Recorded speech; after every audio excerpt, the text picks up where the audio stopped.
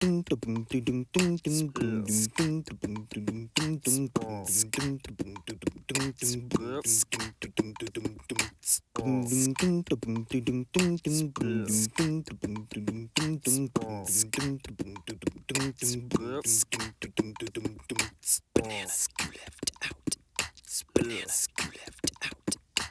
Bananas you left out. Bananas you left out. Bananas you left out. Bananas you left out. Bananas you left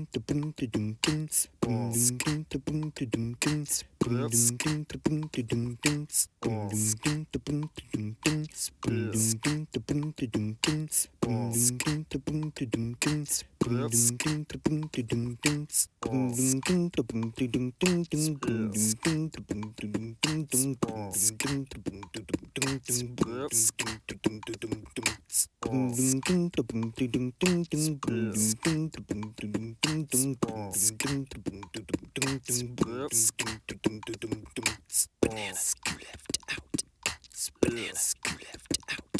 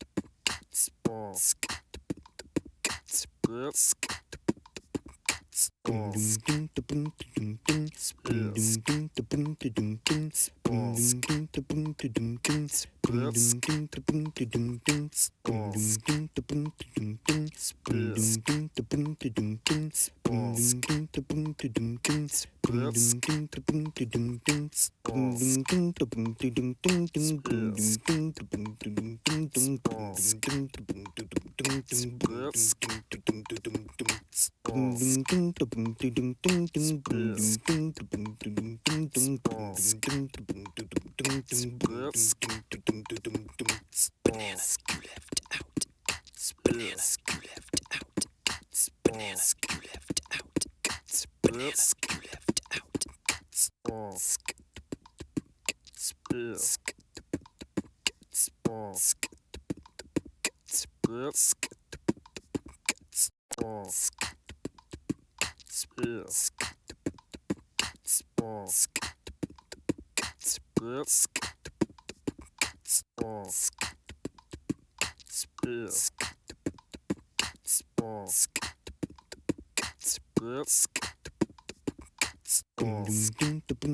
out.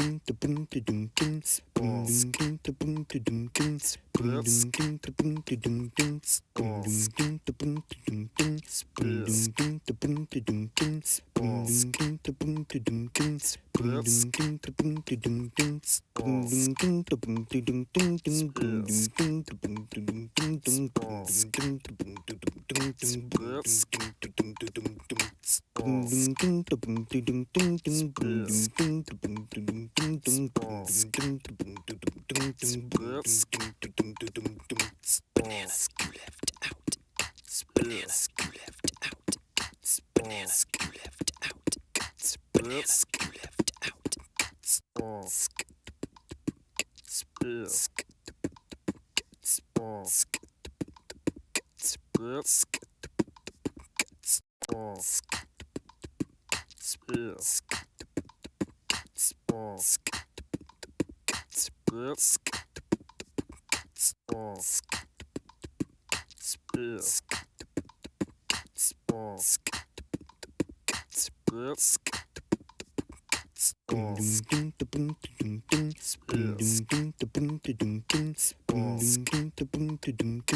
Bananas you left out. Bananas you left out.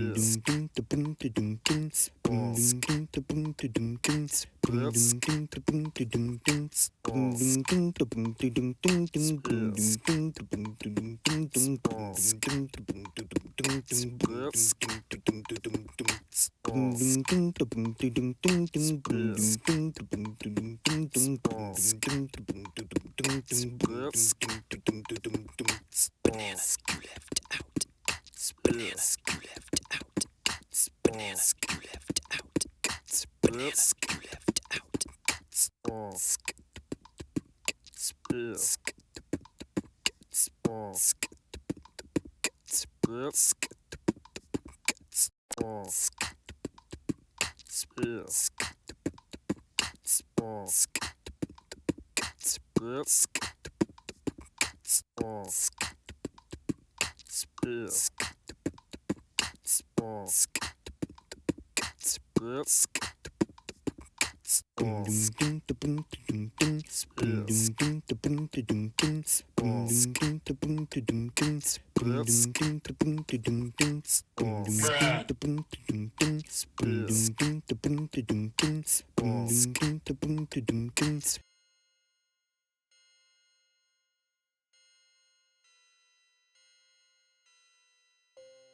Bruh.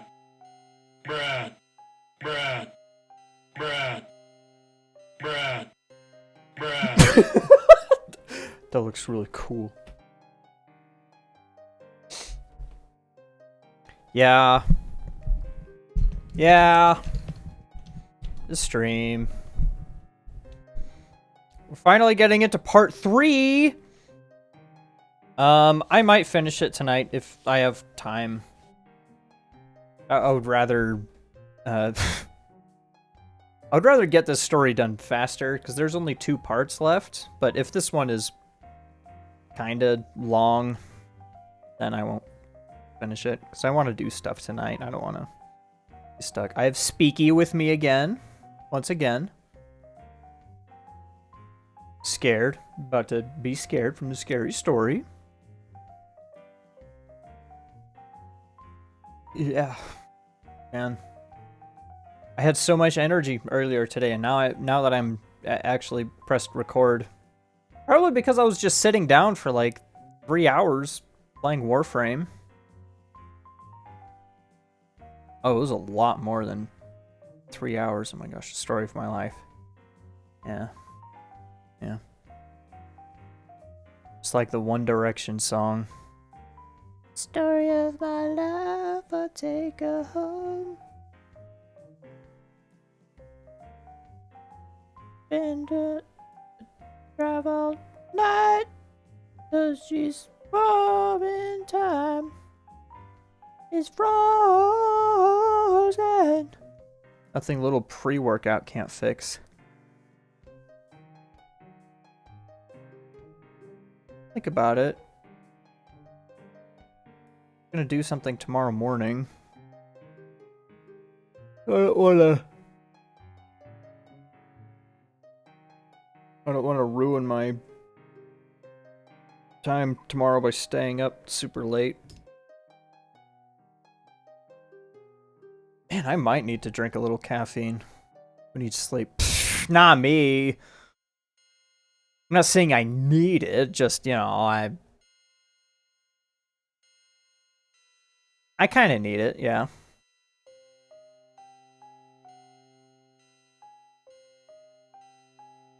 I've got no preamble. It's Valentine's Day. Sleep is for the weak. You know what? Yeah, you're right. Weak, like the, I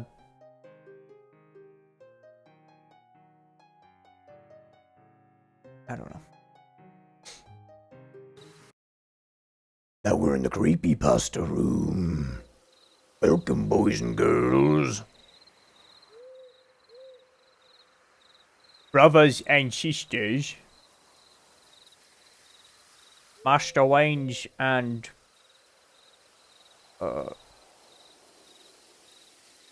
Peter Parker's.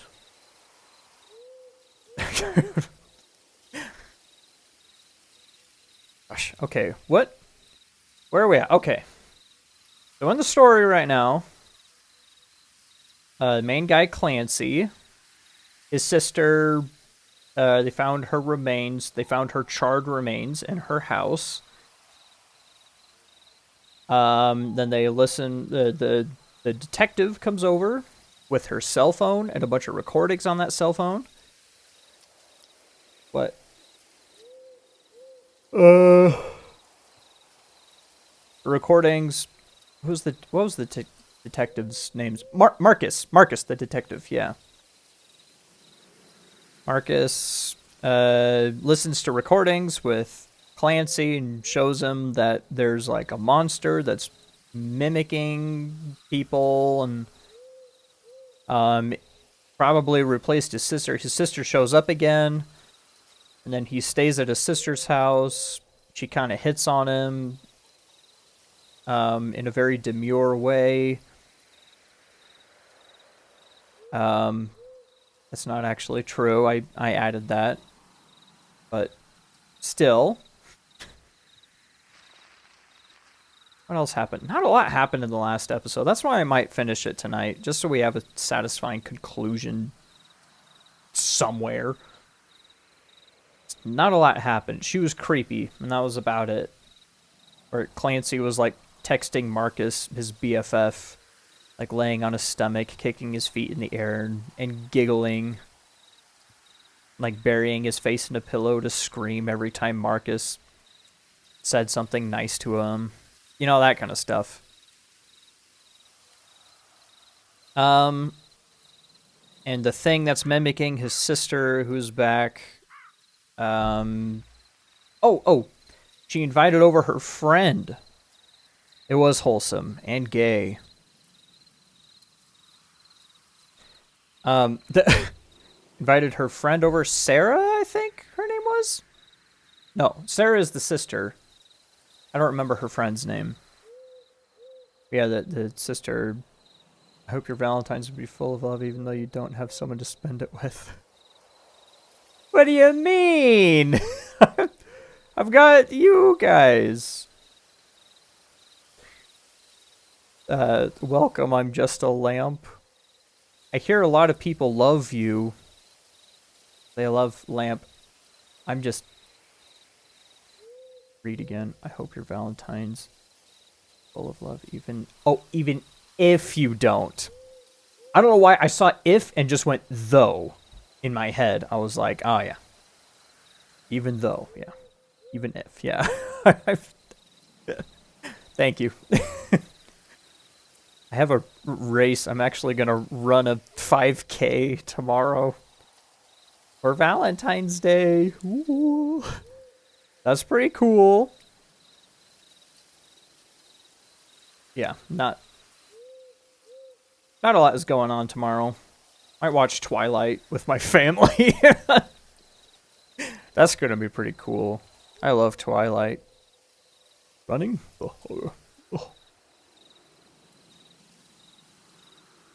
Running again. Oh my gosh.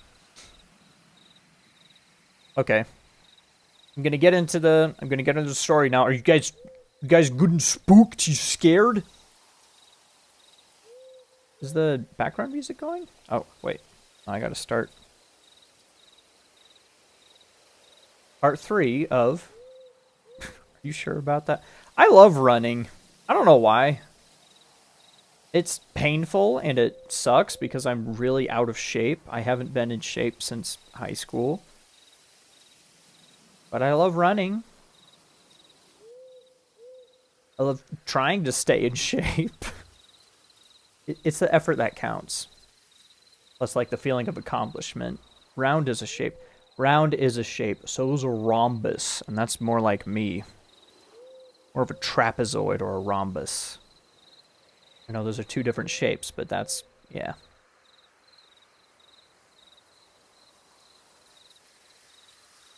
Anyway. Get spooked, everybody! Boop. The thing in the basement is getting better at mimicking people. Part 3. Wow, that is loud. Turn it down in my ear.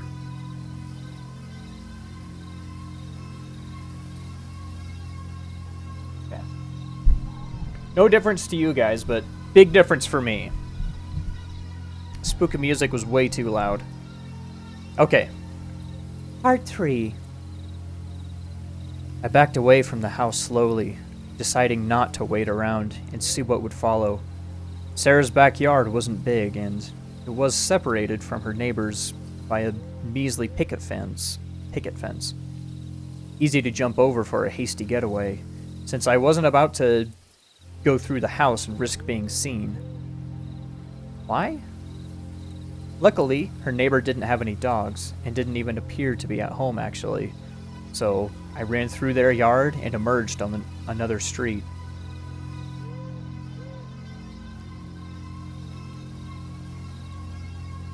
What happened at the end of the last one? Why is he running around in the backyard? Backed away from the house slope. What the frick?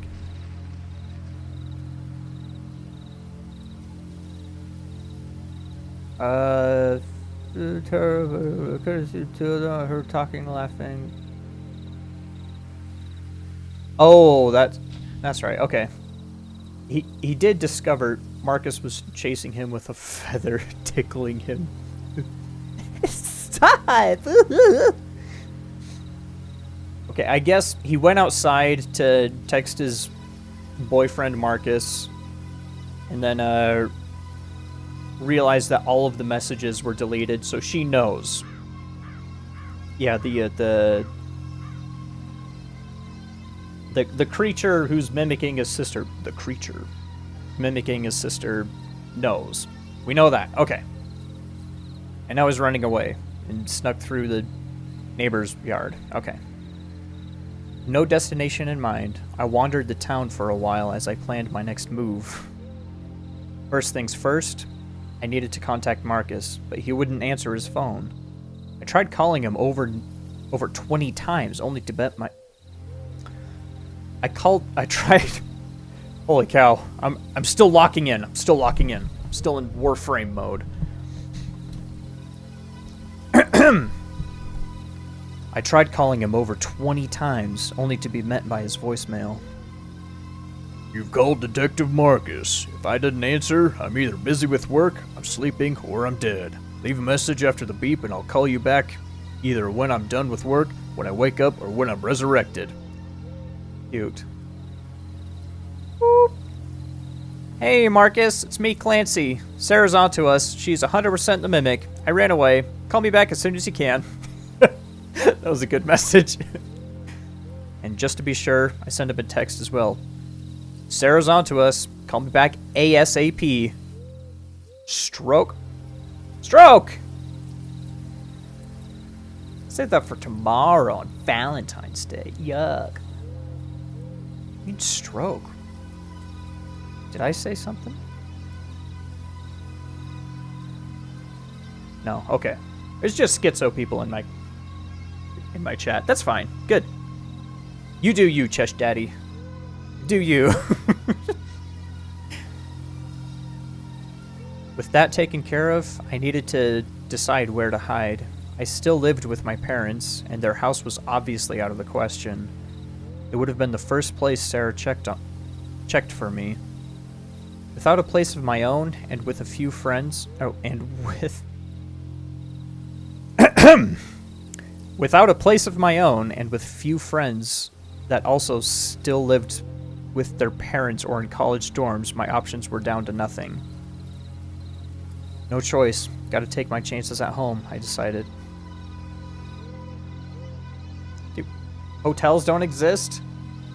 Well, first place she's gonna check is my parents' place, so can't go there. Nah, I can't think of anywhere else. I've got no choice. I gotta go home. Yeah, oh well. I did tell her that Dad was away, so maybe my lie would buy me a bit of time. It was also across town, so at the very least it would put some distance between me and her.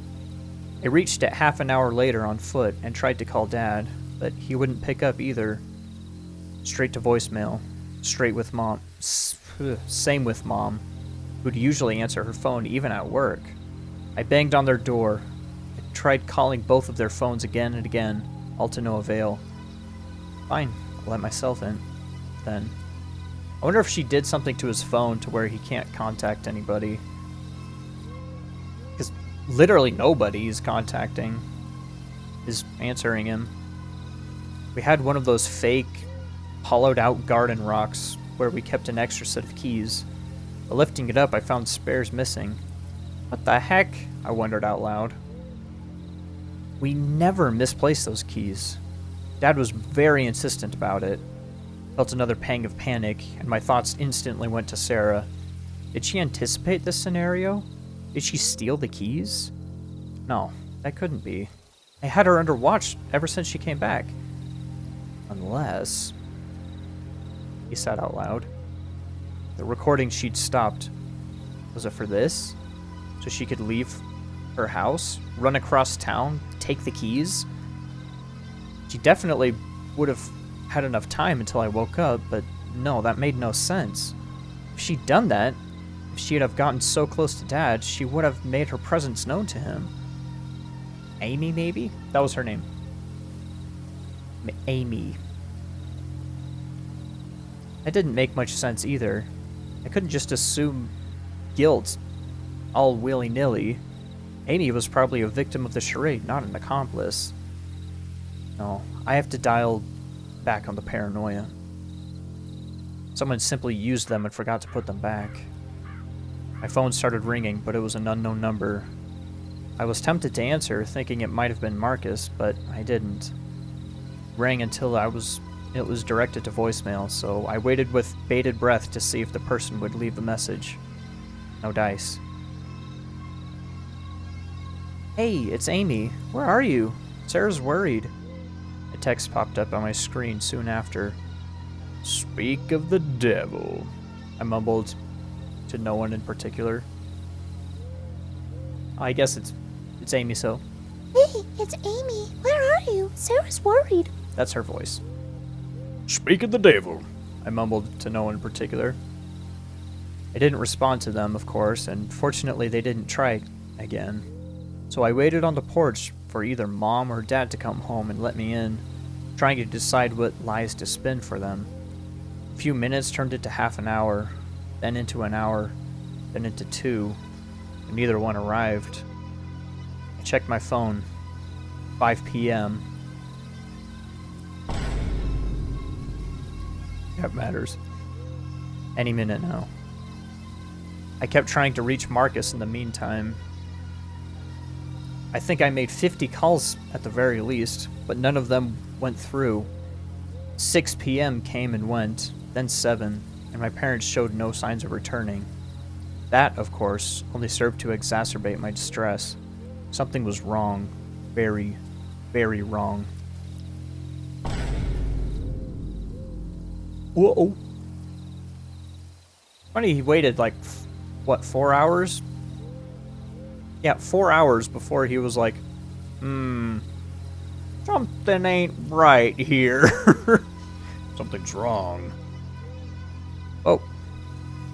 With 8 p.m. around the corner and no one answering their darn phones, I decided to break into my own house. After 4 hours, you decided to do that? 4 hours? Okay, he decided to break into his own house. I smashed one of the small windows on the front door with... Check the windows! Did he not check the windows? We're watching the Lord of the Rings extended versions at the theater. Maybe just inside the house and they couldn't hear the knocking and stuff. Or they were like... You want to get that, honey? No, Strider just showed up. Like, they can wait. Yeah.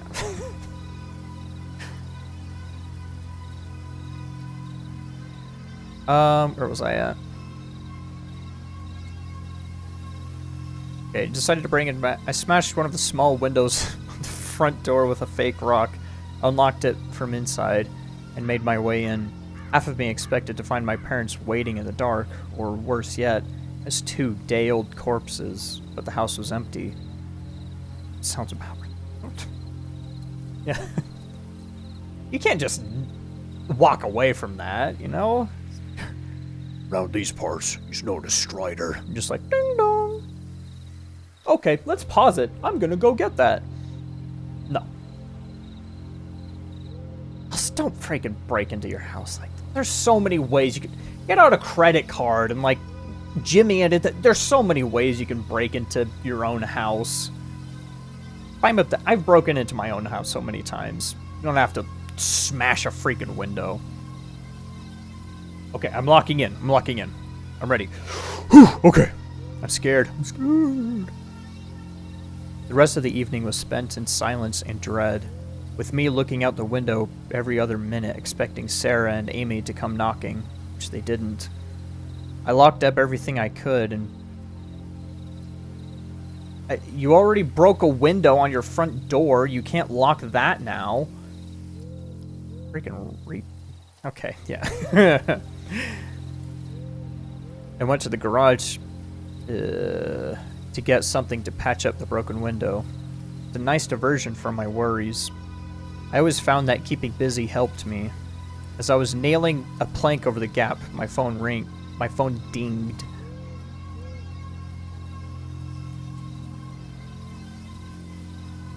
Can't call. Driving back right now. I handed the case to another hunter. Oh! Hunter? Can't call. Driving back right now. I handed the case to another hunter. Hold out until tomorrow. Thank goodness, I thought, feeling a wave of relief wash over me as I read the text. Marcus wouldn't come to my rescue, and he'd known exactly what to do to sort out the mess. He'd fix everything, and I could go on with my life. For a few moments, I nearly melted away, but let me assure you, the calmness I felt was short-lived. Okay, good. I was worried he was gonna be calm for too long. Would have been bad. Tried to call my parents again to see why they weren't home yet, despite the late hour. I heard faint ringtones coming from upstairs. How long was he in the... He just assumed the house was empty when... Okay. I followed the sound with shaking steps, hearing it grow louder as I approached the door of their bedroom. It came from inside, and I paused with my hand on the door's handle for what felt like a short eternity. I couldn't bring myself to go through with it, to throw it open and face the potential horrors inside. Images of the 2 of them dead, sprawled on their bed as their flesh rotted away, invaded my mind. I shook from my very core. Come on, I urged my body. Move, please. Closed my eyes and, with my breath hitching in my throat, turned the handle. The door was unlocked and it opened with loud squeals that resounded throughout the house. I braced myself for the putrid smell I expected would follow, but it didn't come. Stale air with an undertone of cheap laundry detergent wafted out instead, calming my shot nerves. I opened my eyes, finding the room empty. After thanking every deity I could think of, sparing me of gruesome sights. Thank you, Zeus. Zeus! Thank you! Your son thanks you! I lost my place, gosh dang it. Okay. I went inside and started searching. Their phones were on the nightstand beside the bed, displaying all of my missed calls. Sarah got them after all. She was just smart enough to not leave the bodies here. Zeus! Odin! Heimdall, open the Bifrost!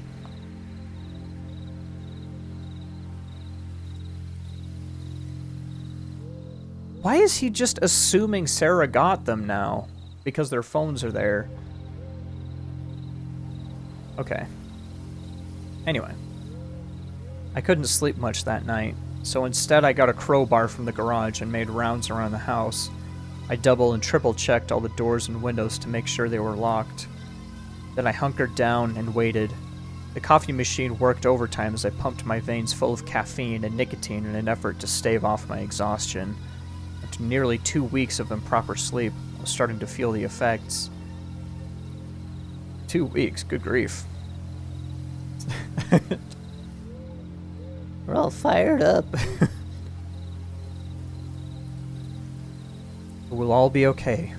It won't last much longer, I tried to reassure myself. I only need to hold out for tonight and tomorrow. Then Marcus will save my sorry butt, and I'll be able to sleep for 3 days straight. 2 weeks? Get on my level. Why would the monster go out of his way to get his parents before him? Because...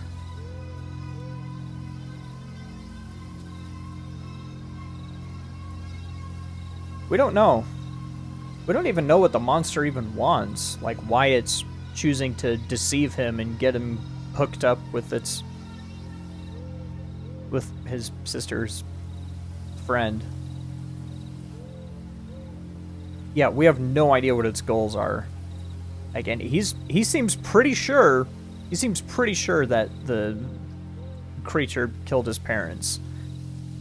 Why the creature would do that instead of just deceiving them as well? Maybe to take away his place to hide? But then, okay, we don't know what the monster wants. So far, it doesn't make sense why it would kill his parents, but we'll see. We'll see.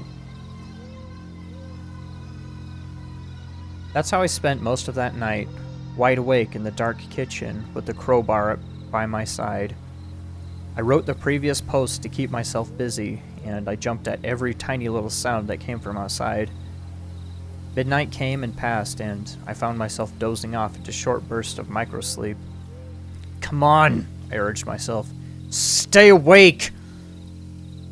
My head lolled down towards the counter, and when I realized I wouldn't last, I got a hold of the crowbar. I smashed it down on my toes, on my own toes, and the pain jolted me awake real quick. With a now hurting foot and a clearer mind, I got up and walked around the house again. My hope was that if I kept on the move, I'd have less trouble remaining alert. Think he riding that crowbar? I mean, he's trying to stay awake. Little spit. Bad boy. It's like a pogo stick. More sounds came from outside, in the form of passing cars. He was preparing himself for Marcus.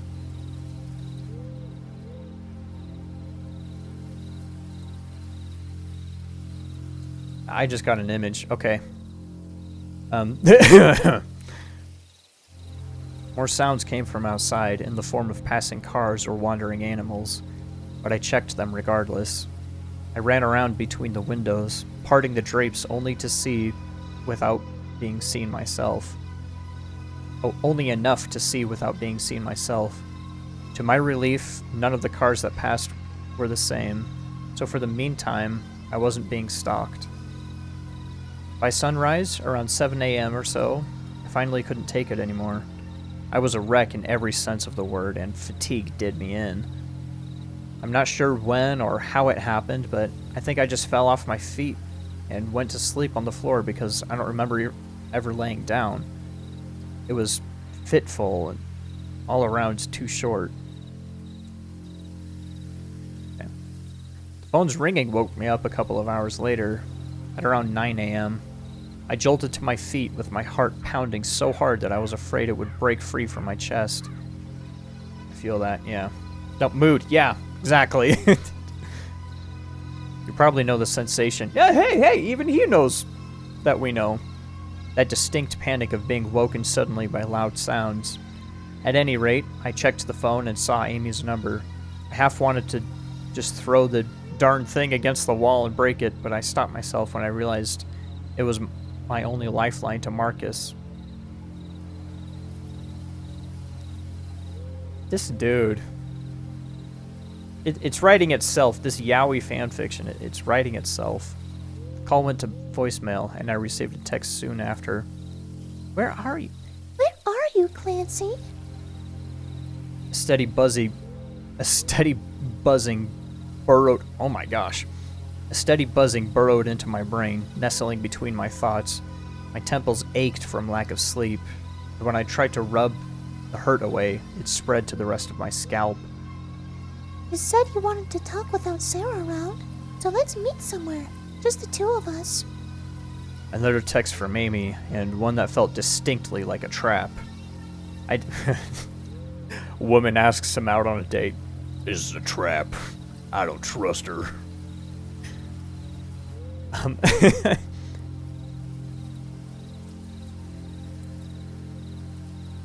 I didn't want to respond and risk falling for it, but I reminded myself that Amy could have been a victim as well. Maybe I still had time to change her mind and get her on my side. Where? I shot a text back. Wherever you want. Name a place. Huzzah, magic powers and trust. Never trust women. Never trust a woman. That set me a bit at ease. If it really was a trap, she would have offered to let me pick. She wouldn't have offered to let me pick the location. I texted her the name of a small diner that served a killer breakfast. I told her to be there in an hour. Gave me enough time to shower and change, and I took it freezing this time. Oh, showering, okay. And I took it freezing this time. The cold water helped sober me up, even if I couldn't get rid of the throbbing in my brain.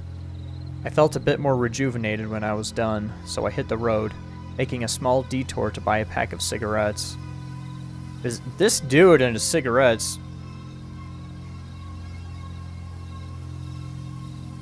No thanks. I'm sorry, Hera Fury, I have no idea what you're saying. I have eyes only for Marcus. Wench? Oh! Okay, yeah. No thanks, slut.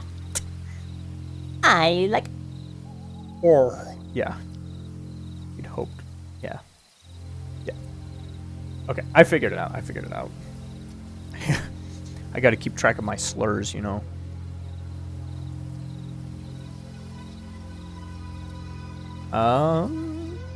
It was that same small shop I mentioned last time.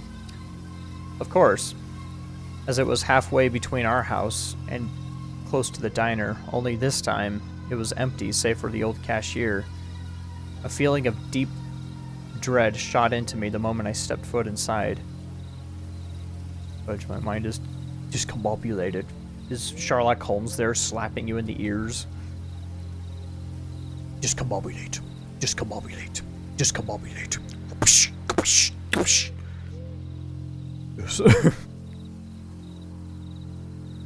I do remember the shop from last time, and I did mention it is a great movie. I did mention in the last part, I was like, what's with all the detail of this specific random shop,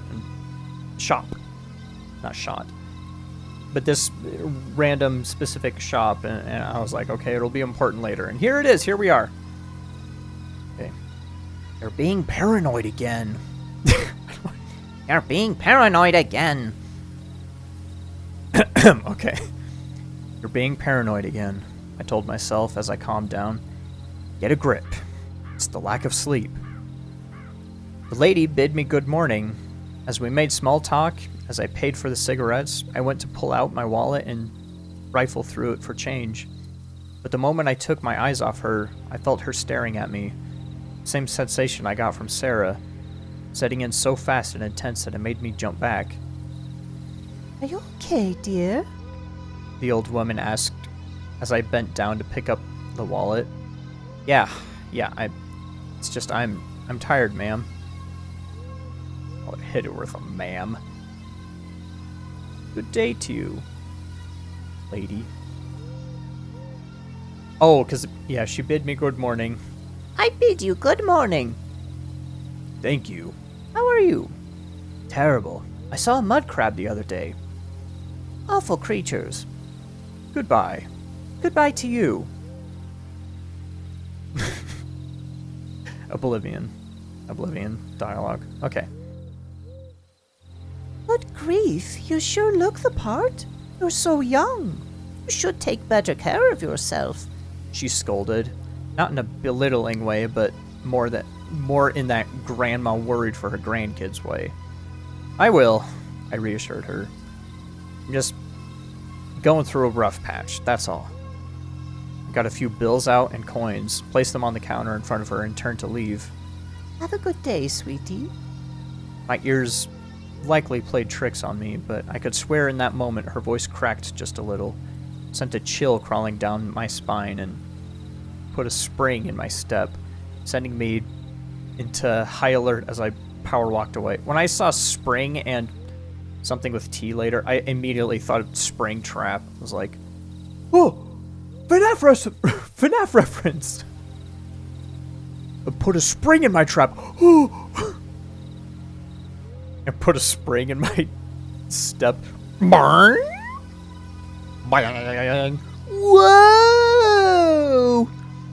As he goes out the door. Freddy Burber. I tried my best to do... Okay, if that actually is the mimic, what is going on? Why is it mimicking? Why did it kill his sister? Why is it pretending to be his sister? Why did it kill his parents? Why is it pretending to be the shop owner? What is its goal? What's the point? It's not like... It's not scaring me and making me feel all spooked out like, oh my gosh, it's playing mind games like anybody could be it. It already got him, he just don't know it yet. I mean... He was the mimic the whole time! Oh! Mind blown! Oh! He did. Kid I know Ned. Right. Yes. I tried my best to do just as... I tried my best to do just as... I tried my best to do just that. To get a grip. Okay. I tried my best to do just that as I headed for the diner. But I failed miserably. To get to the diner or to get a grip? To get a grip. I didn't make it to the diner, no! The encounter stuck with me, rippling through my mind and leaving behind more paranoia in its wake. Was Sarah the only mimic? Were there more of them? Was there more of them? Why was everyone looking at me as I walked? You mean, why were everyone looking at me as I walked? Shooting me glances from the corners of their eyes.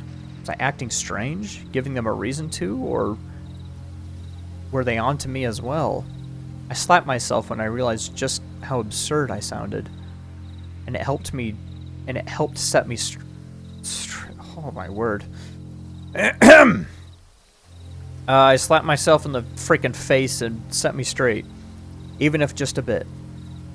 I didn't have any proof of more mimics. No reason whatsoever to believe that it could multiply and spread. A few minutes later, I reached the diner. It's a dingy little place, dirty and sticky most of the time. Dirty and sticky most of the time, but I always found that places like these served the best food. Some tables were set outside, COVID restrictions and all that, and I saw Amy on her phone at one of them. She wasn't talking to anyone, just browsing the internet by the looks of it. I saw what she was browsing. 4chan. Interesting. She was posting anti-Semitism, but she was cute, so I didn't care. I added that, please don't. Okay. Hey! I greeted, approaching her and sitting down. Morning. She answered, locking the phone and placing it on the table face down. How's it going? Not doing hot, I won't lie. Not like you. Ha ha ha. He didn't say that. He's not, no. I admitted. No shiz. No crap, Amy said with a giggle. Every time he describes an action like slapping himself in the face, it's funny to imagine him actually doing it in a public place. Like, oh, yeah. Ugh! Yeah. Really set myself straight. And everyone's like, how did he do that? Like, dirty and sticky, just like his butthole after a night of passion. Marcus. They haven't made it to that place yet. Right now, it's just a wholesome, sweet, I don't know. I don't know where the relationship's going, if I'm being honest. Okay. I mean, no offense, but you look like total crap. I let out an awkward laugh as I rubbed the back of my head. Gosh! Gee whiz, Amy. I'm really not offended by that. Because, ouch, offense taken. I'm offended. Yeah, I know. I'm not usually like this, but the last couple of weeks were stressful. I imagine. Wait. Oh, never mind. You look like total crap. Yeah, I know. I'm not usually like this, but the last couple of weeks were stressful. I imagine. So, where's Sarah? At home, sleeping. She was awake almost all night, worrying over where you went. So she's tired out. Amy answered, with a bit of anger in her voice. Oh. She was awake almost all night, worrying over where you went. So she's tired out. A bit of anger in her voice. Okay. Did you tell her we were meeting up? I asked. No, Amy answered. you said you didn't want her to know, and I figured we'd have enough time to talk. Knowing her, she'll be out cold until around noon. Okay. Thank you for giving me another chance. Here to help. I'm here to help. A sound plan. Certainly. Amy said, as her frown melted into a shy smile. Sarah's a good friend, so if she worries over you, I'll worry over you.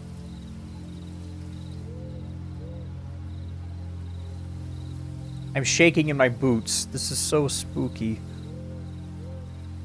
The conversation veered off after that, but I decided to let it. I needed to distract myself, to think of something else, even if only for a short while. We talked about our personal lives, like our jobs and studies and whatnot, but I was careful not to share too many details. Okay. The waiter came and took our orders, returning with our food and drinks in what felt like a blink. Succeeding you, mother. That's how the conversation's gonna end, because there's a progression. Yeah. Amy's gonna get more and more corrupted. I didn't notice it earlier, but I noticed it now. She was wielding Frostmourne. Oh no! Succeeding you, Sarah. Oh!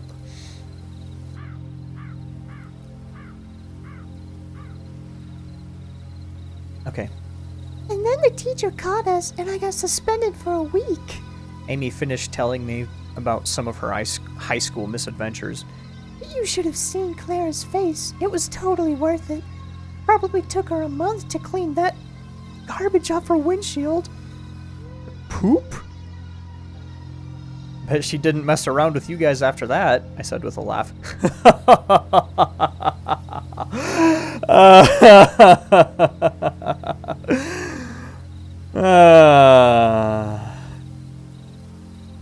You bet she didn't. She avoided us like the plague.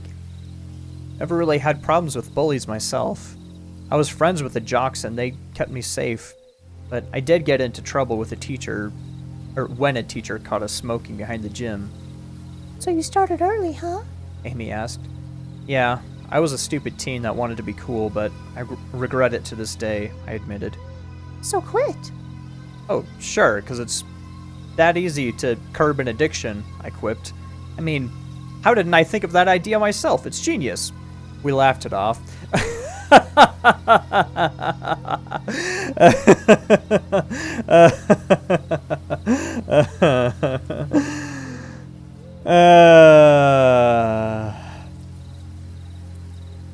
And Amy seemed to dig my humor as far as I could tell. She was a bit awkward still, but she was nice overall. I could get used to that. Having her around more often to maybe date her. Okay, buddy. To be happy, you know? Happy Valentine's Day! So cute! Think those SIGs are somehow related to the events? They could be drug?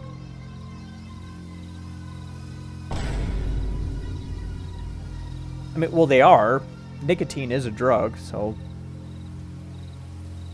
Do you want a drug? That's what his friends, as they handed him a cigarette, they were like, You want a drug? he was like, ugh, I was told no. Come on, don't be gay. And he blushed, grabbed the cigarette, and pretended it was his friend's finger. Okay. But the worries resurfaced, souring my mood. They reminded me that Sarah was still out there, that I couldn't let my guard down and rest until I took care of things. So I didn't waste any more time and went on the offensive. So, about Sarah. Amy's smile died a fast, pathetic death, and she let out a long sigh.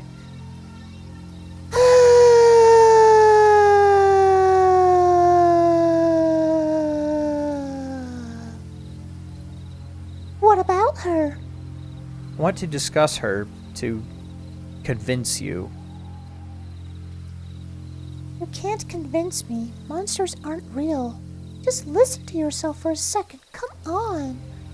No, I have proof this time. Here, I said and pulled out my phone. I fumbled with it for a few seconds, pulling up the recording. Amy watched me with distrust and pity, as if she was facing a madman. Look, I set up the phone to record audio and... Here we go again. Amy let out a tired voice. More recordings. No, just listen to it, okay? I mumbled. Oh, just listen to it, okay? I mumbled, skipping through to the end. I set it up, and Sarah turned it off while I slept. It played, and Amy actually listened. She was surprised by what went down, but I could see she wasn't convinced. Yeah, who would be convinced? Anyway. If anything, that's only more proof that she has mental problems. And no offense, I strongly suspect you do as well. Maybe it runs in your family, and if that's the case, you both need help. No, it's not that she stopped it. That's not the point, I defended. The phone was face down on the table. What reason would she have to suspect I'm recording? She either did because she's done it and... Oh, gosh. She either did because she's done it as well when she faced the mimic, or she is the mimic and she learned from her encounter with the real Sarah. Or she's crazy. Amy raised her voice.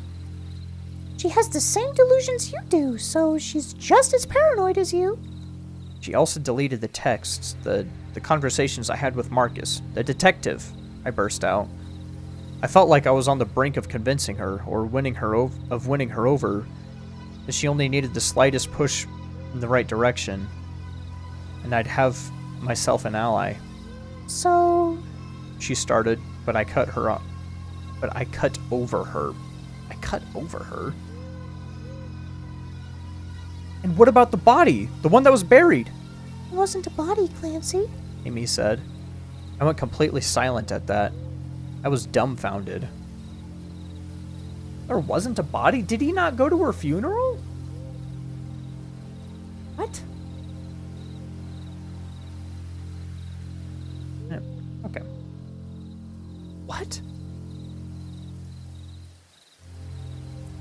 You could have heard a pin drop. Okay, our respective outbursts had garnered us the stares of other patrons, and I felt their eyes on me. What? I asked in a hushed voice as I looked around. That's why I wanted to meet up with you and talk. Amy explained. The murder is a pretty heavy accusation to throw around, so after you ran off, I called 911. The words possible murder mobilized them real fast.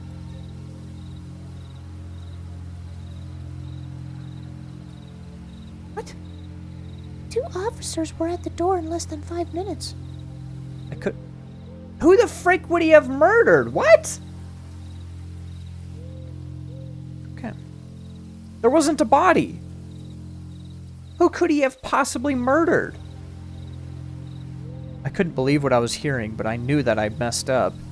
Marcus explicitly asked me to keep an eye on Sarah, to keep her isolated, and I failed. The other patrons returned to their own business, but a couple of them at different tables still shot me glances ever so often. The same cold, calculated glances that Sarah shot me, sending my paranoia into overdrive. Control yourself, I reminded myself. You made a scene. People are bound to be curious. They're not mimics, they're just worried. 2 cops recognized the house right away. Amy kept talking, and I had to try very hard to focus on her words. Because she's a woman, am I right? Boys?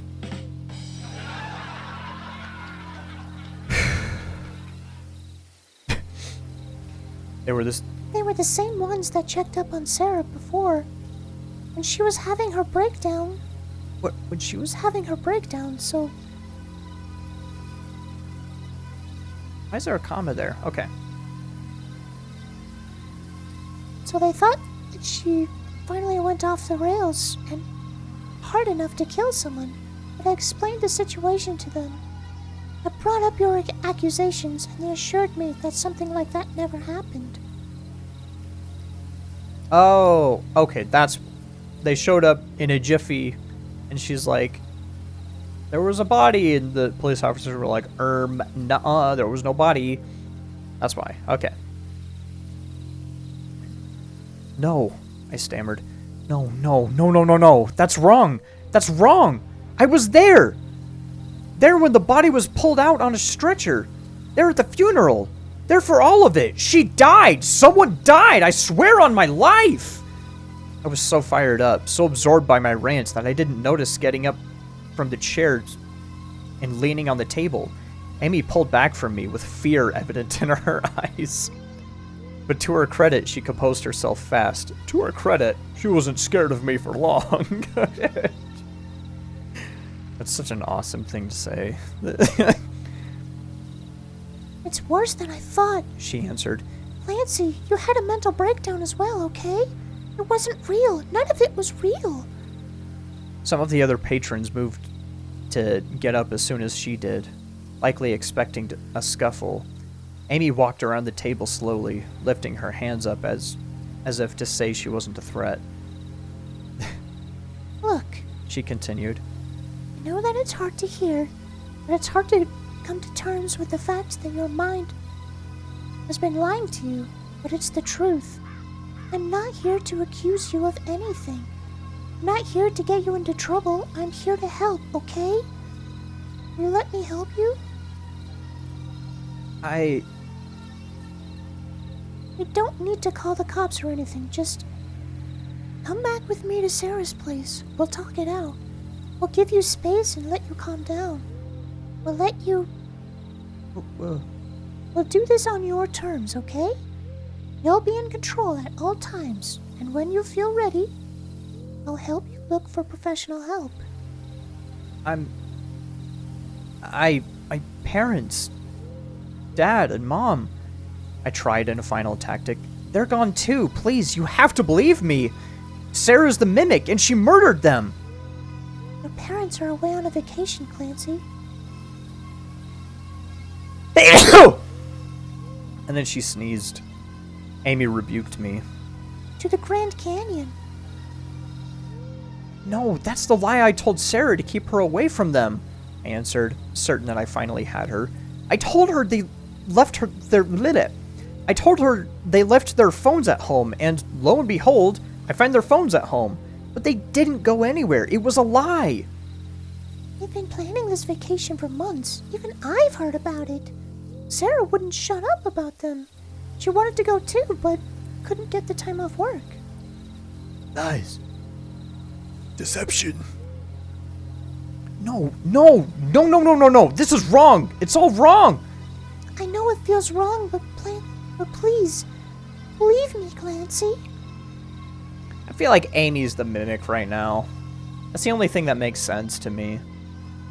Especially since he doesn't even know Amy. It would be a lot easier to mimic her. And how she could perfectly, like, refute everything. I don't know why he hasn't suspected that yet. She's a woman, ain't she? Them females only ever lie. Oh, yeah, brother. Up top. I don't have a high five sound effect. That was the best I got.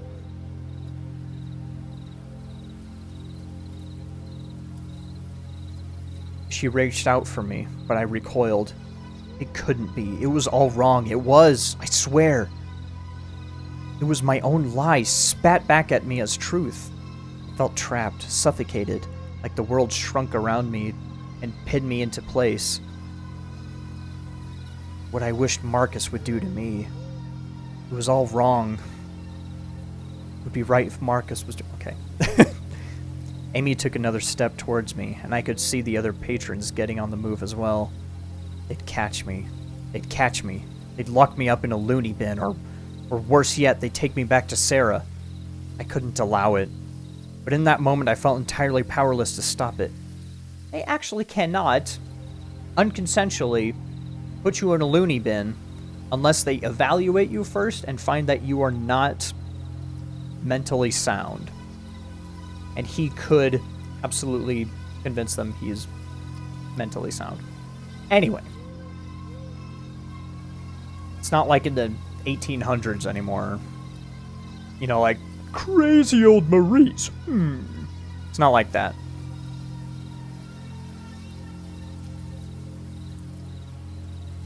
Run, I thought. Gosh dang it, freaking run! Without another word, I turned and bolted down the street. Clancy, wait! I ran so far away. Faster than I ever run in my entire life. My lungs were burning up and my feet were full of lead, pulling me up and down. Pulling me down, but I ran. I couldn't stop. I couldn't hesitate even for a moment. Not when it felt like the entire world was chasing after me. Why? What did I do to deserve this? Any of this? I was paranoid, sure, but who wouldn't be in this situation? What I wasn't, though, was crazy. I was sane, for goodness sake. It was them messing with me, making me doubt my own memories. It's called gaslighting. More calls came as I ran home, but I didn't even bother to check the phone. I couldn't stop. When I finally arrived and locked myself inside, I saw they were all from Amy, predictably enough. She made about 10 calls, and I sent a few texts as well. Please, Clancy, come back. Don't mean you any harm, I swear. I just want to help. Wait. Oh, these are all from Amy, sorry. I don't mean you any harm, I swear. I just want to help you. Think about your parents. Think about Sarah. Heck, think about yourself. No, I told myself. I need to wait for Marcus. I need to last for just a little while longer. He'll be here any minute now. He'll sort this out. Never trust women. Women. The only good woman is a Vtuber.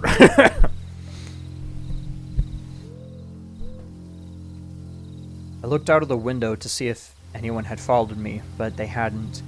Still, that didn't mean I couldn't stay put until Marcus returned. Well, that didn't mean I could stay put until Marcus returned. I was too easy to find. I was a sitting duck. I needed to either hide or get on the move. No place to tuck myself into. into came to mind, so I'd have to do the latter. I changed my clothes, dressing in some of Dad's old tracksuits and jackets. They were baggier and did a better job in concealing my face. As I did that, I tried to decide where to go and what to do. I couldn't wander the streets aimlessly. I had to stay among people.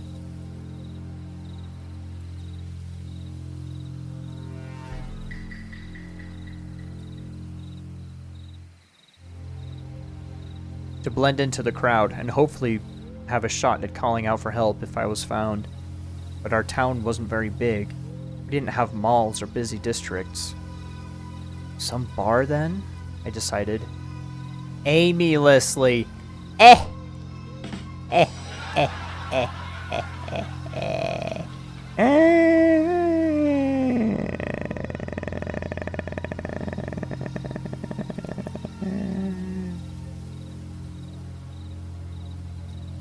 We had a few of those, and they were rarely empty.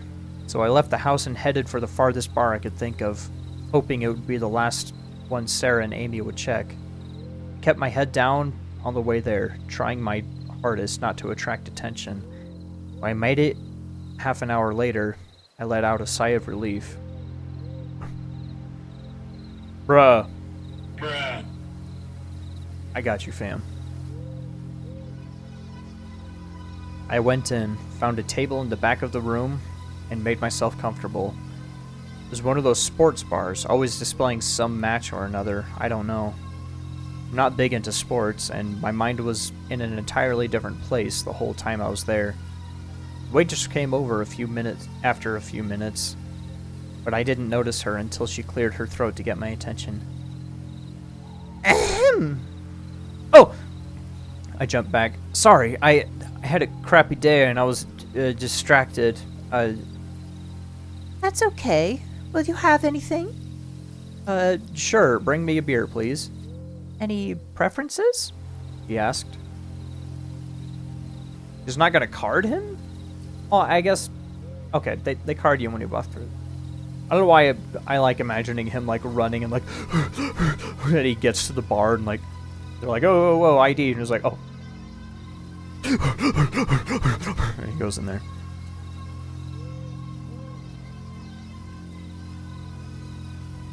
Is he 21? I thought he was 20.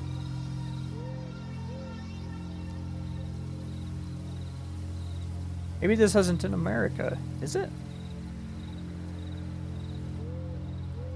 Okay.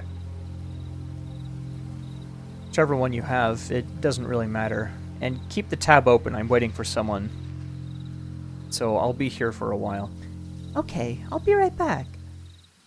She wandered off to serve the other patrons, so I got busy with my phone. It finally hit me that it had no password.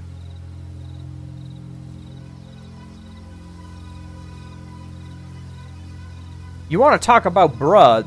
Bruh. That's Bruh. Bruh. That's a bruh moment. Come on, man. Clancy. Clancy. Clancy. Even though I distinctly remembered I had set one up. Another thing that Sarah did to mess with me. Was my memory really failing? Decided it didn't matter at that moment, so I set a new one and texted Marcus. A filthy British bucktooth tea drinking biscuit having no manners over the ponder. Over the ponder? That's... I like that. Over the ponder. Get out of my bar, over the ponder. Except there's no unnecessary U's, so it can't be. Maybe it's Canada. Or maybe he is 21. I don't know.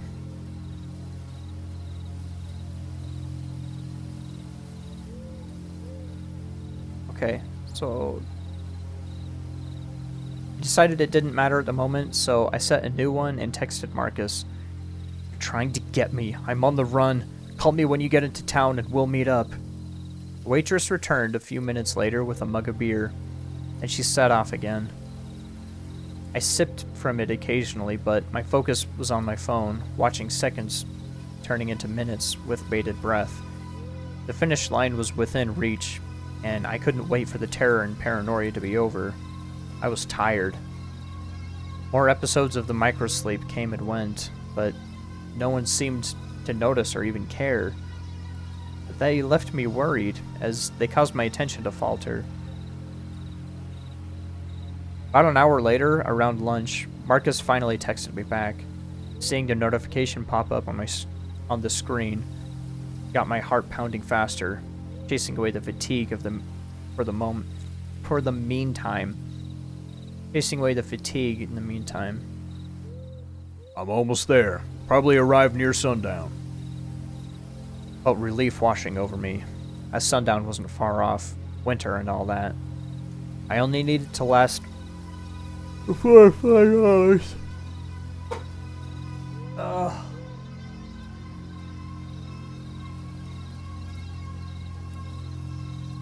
Oh, man.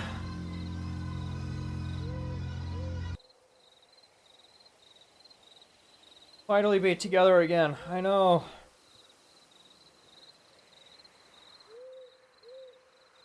This has been the hurry up and wait chapter. Doing so much waiting around and like soaking in his own paranoia.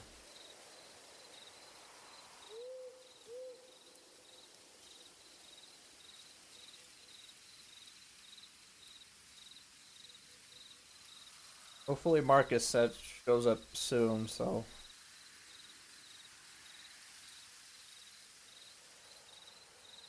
Okay. Alright. I'm ready. I'm ready. I'm pumped. I'm ready. Oh, are you ready to be spooked? Scared, maybe? Okay. I only needed to last for 4 or 5 hours more at most, and I was confident enough that I could do that. I didn't feel watched there. Or I didn't feel watched here. Didn't feel observed. So I was safe. Here, which tense are you writing this in? Which tense are you writing this in? Is it present tense or is it past tense? Which tense is it? What's the... Okay. The only reason I'm criticizing it is because I'm insecure that I keep messing up reading. And it doesn't help. Confusingly written sentences doesn't help. And I totally get it because I write some really confusing sentences too when I write. I'm not perfect, I'm just saying. Like, my brain's getting scrambled like eggs right now.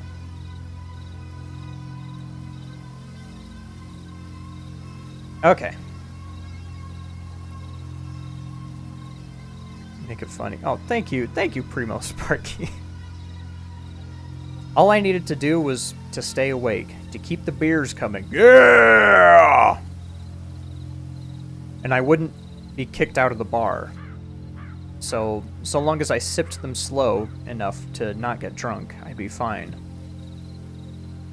You know, Clancy does seem like the type that would, like, finish a mug, then be like, Oh, gosh. Oh, boy, that was a mistake. Oh, man. he's only like 16 or whatever as well. He's 20. He's 21. I don't know how old he is. I don't know.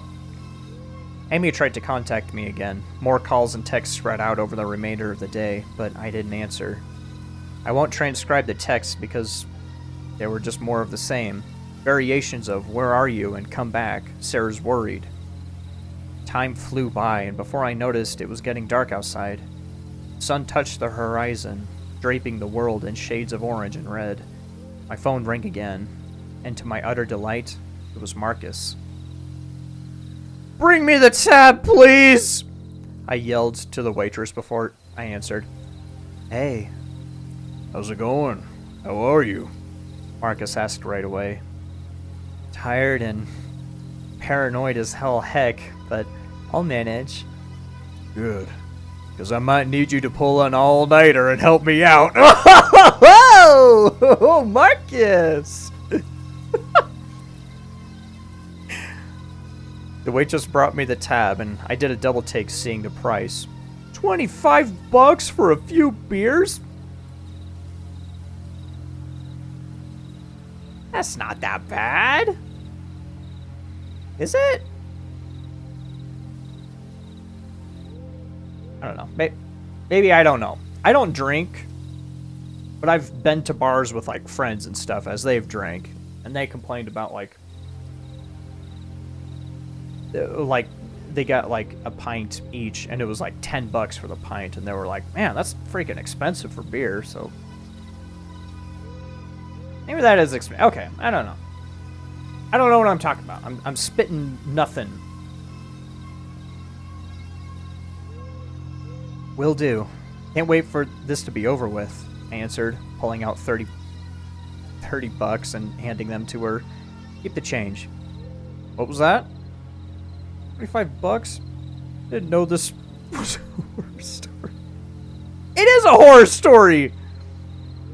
Can't you tell by him sitting in the bar, trying to stay awake, that it's a horror story? Duh! Can't you hear the music in the background?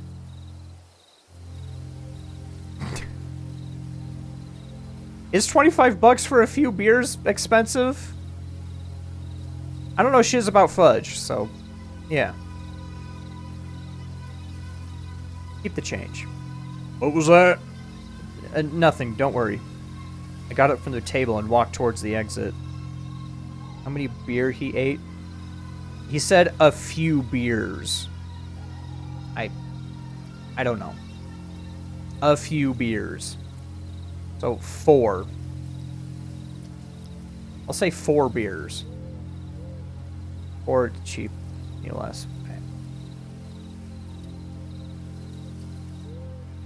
Alright, well. This is set during COVID, so maybe that was a new thing. The economy wasn't... The inflation wasn't as bad back then. It's like $5 a beer. Did he drink 5 beers while sitting there? He's like, $25 just for a few beers. You drank 5 beers! Anyway, okay.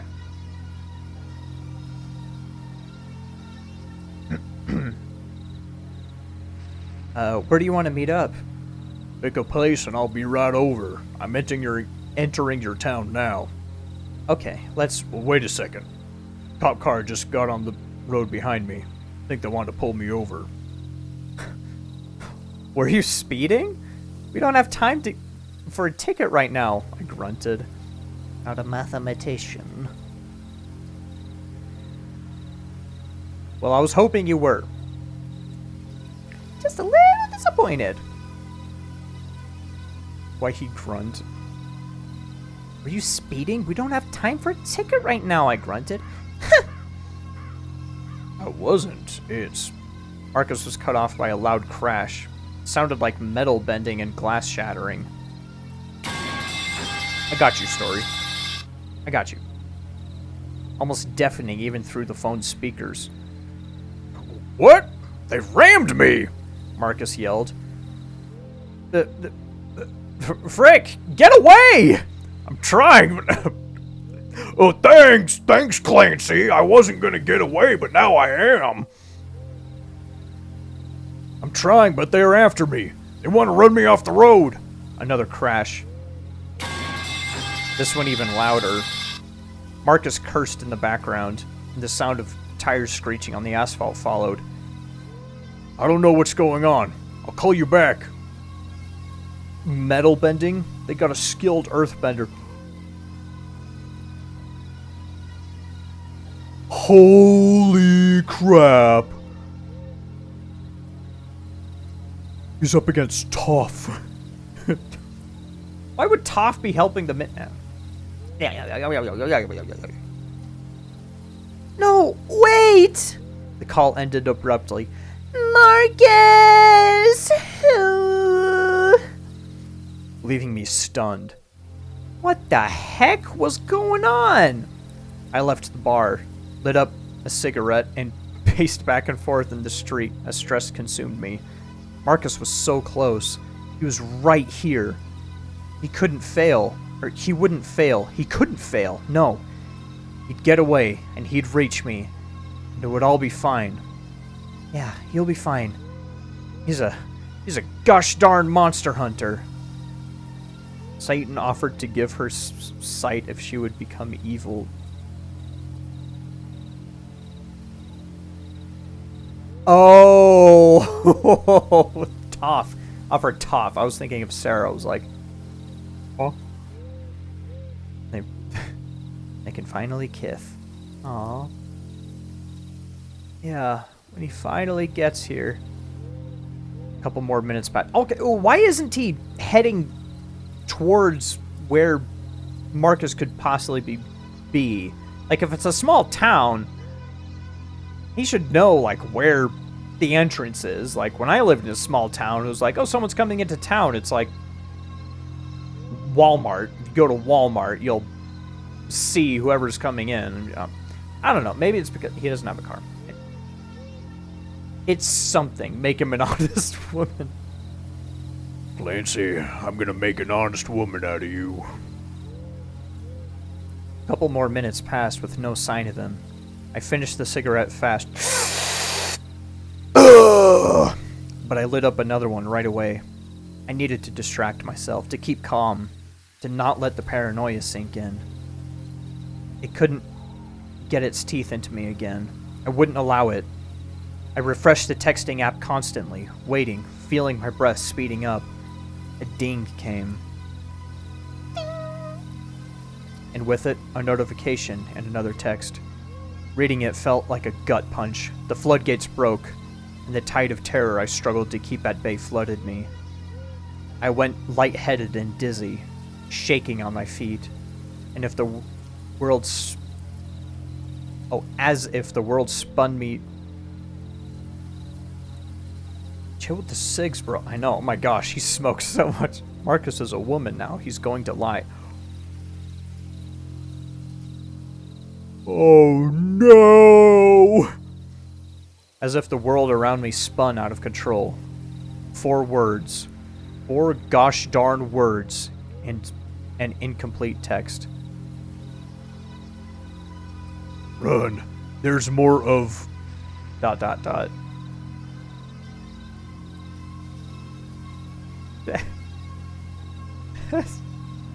That...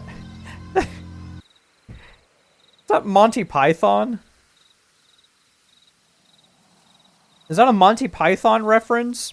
There's more, woman! Oh no! Run! There's more of...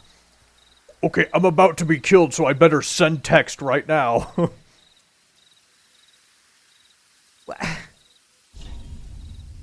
does X do? Okay.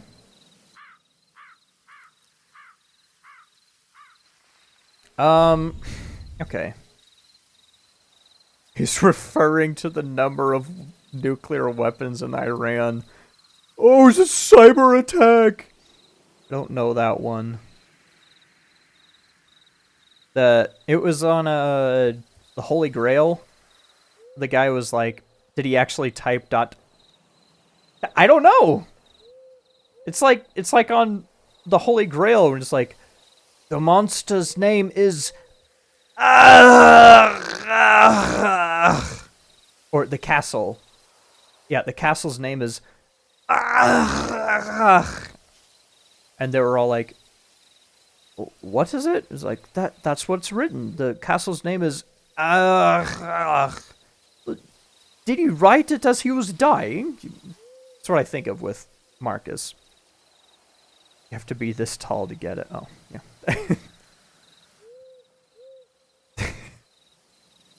Hey, are you guys down for the finale? Let's see how long it is. Okay, it seems kind of short.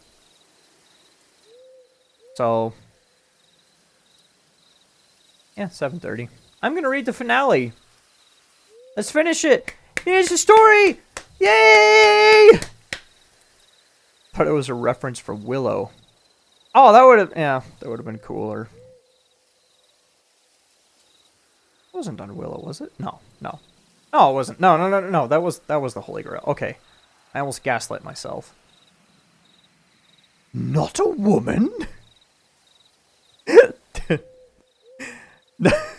Oh yeah, that guy. The Wanna breed? Tipting, but no. Oh, Val Kilmer. That guy was upset that it was Moses and not a woman. Yeah. Okay, next spooky part. The thing in the basement is getting better at mimicking people. Part 3. Oh boy. Marcus, please, Marcus, please. I tried to call Marcus a few more times after I received his last text, but just as I suspected, he didn't answer. He was either captured or killed, leaving me on my own. The calls still went to voicemail, however, so his phone was still active. Whoever ran him off the road likely took it, and I could use that to my advantage to buy some time. They took it and didn't turn it off or anything? Maybe they're... Well, if they ran him off the road, like they could be mimicking Marcus now. I'm really... No, I am super invested in this story. I have to see what happens. I have to see what happens. I have to see what happens. Poor Clancy, I wonder if the monsters leave him alone because of the cigarettes. Yeah. It stinks. Clancy stinks. Ew. Okay. Will do. I'll leave town right away. I'll be walking along the main road in case you can follow me. Hopefully this was a convincing enough red herring, sending them on a wild goose chase that would give me an hour or two to sleep. New cigarettes? Nasty. Oh, he's a nasty boy. Ew.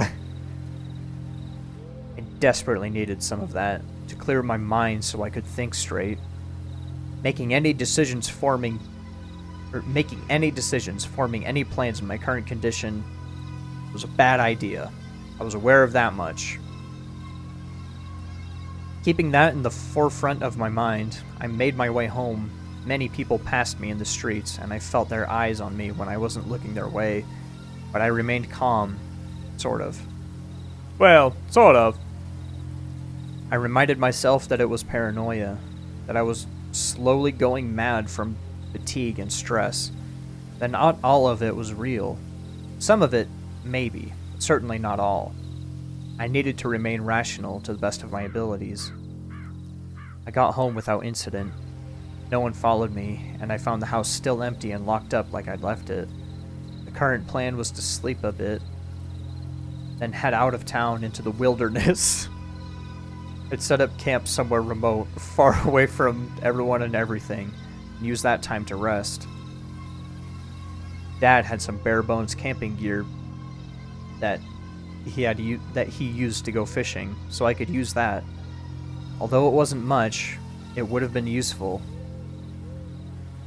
It would have been.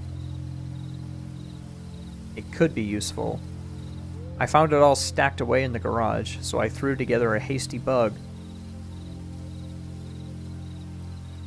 Oh, gosh. Okay, I did just keep reading so I can... Okay.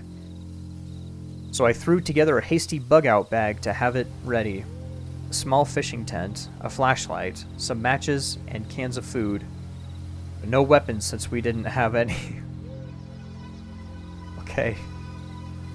I was gonna ask, like, what about weapons, you idiot? No, we don't have any. You don't have knives? You don't have kitchen knives? What, is that just never an option? I feel like it's always an option. Why? No weapons since we didn't have any, just sharp kitchen knives and stuff like that.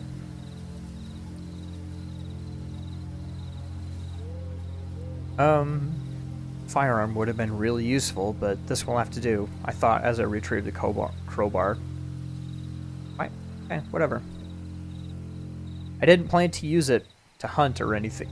Using a crowbar to hunt?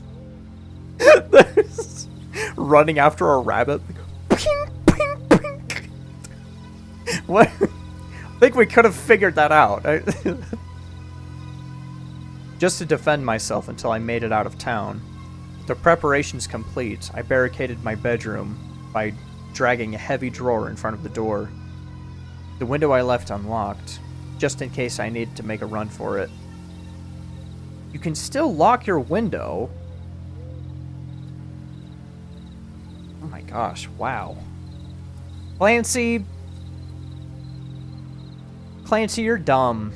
I'm sorry, man. You're dumb. You kinda deserve to die. Except I don't think they want to kill you. Because they would have. Many times already. Maybe that's why he feels so safe leaving it. He barricaded his door with a dresser instead of locking it, but left his window unlocked in case he needed to make a quick escape. What if they come in through the window? What if they come in through the window, Clancy? What if you need to make a quick escape through your bedroom door? You put a dresser in front of it. Okay. You want to convert him to Scientology. Oh no! Even worse! You'll ask them, what even is Scientology? So when you... It's about, you look... Like, there's people that are in need, and you help those people that are in need. And, his windows are reinforced with titanium. But they're unlocked! He left his window unlocked so he could make it... It's implied. I believe you! I believe anything. Survival instincts of a dodo. Yeah, he literally locked his most convenient way out in the most inconvenient way for him. And then left the window unlocked, which is the most convenient way for someone to sneak in on him. Where they have direct access to him. Okay, you know. Okay.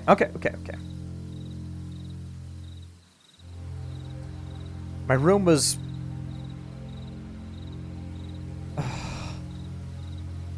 My room was up on the first floor, but the jump down wouldn't be too bad. It's even on the first floor! You left his window unlocked on the first floor!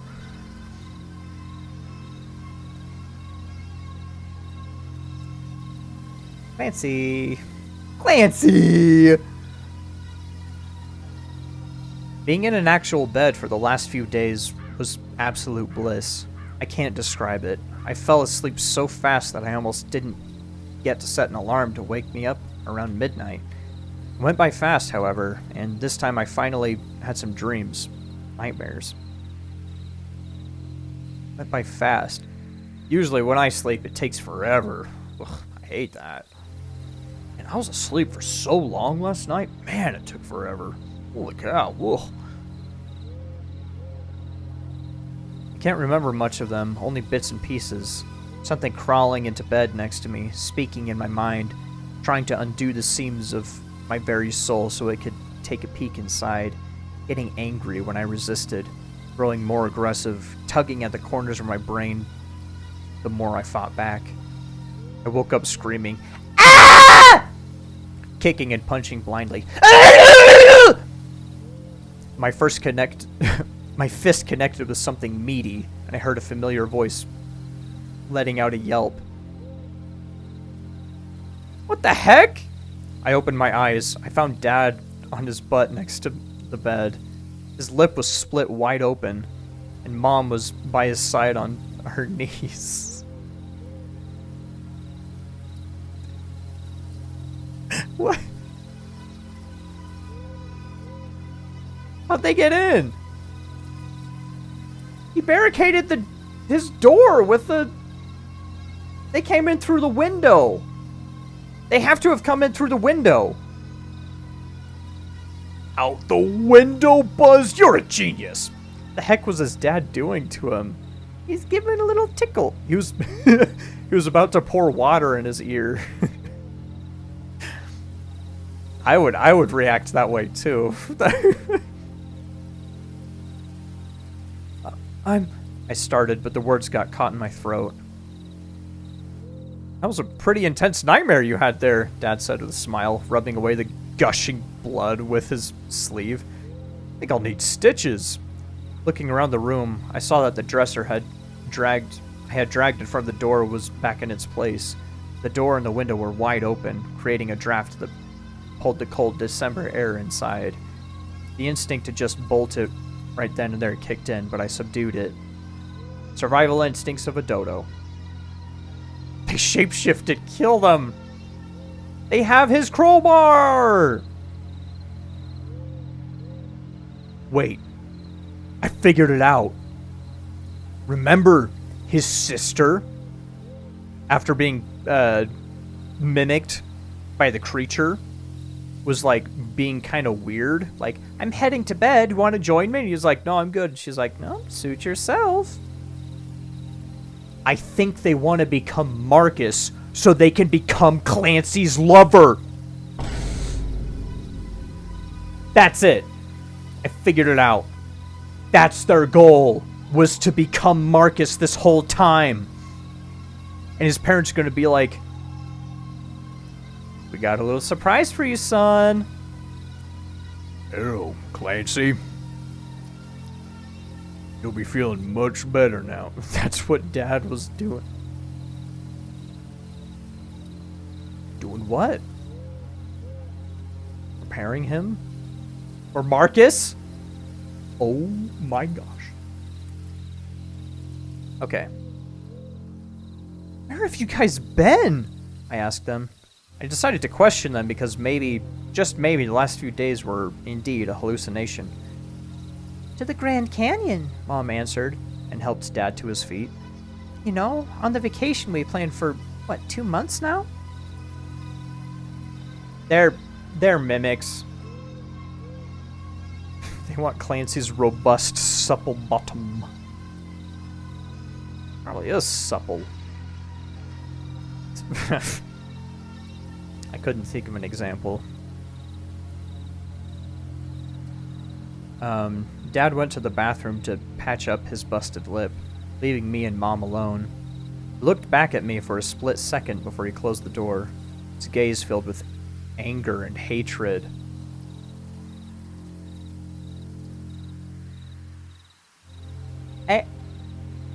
Ain't no way, dog. Ain't no way that's his dad. Ain't no way. Sarah's friend, Amy was her name? Mom continued. Anyway, she called the reception of the hotel we were at and told us everything, so we rushed home to be here for you. Oh, thank you guys. Let's go check up on Dad. Maybe he needs help. Mom eyed with suspicion, but she got up.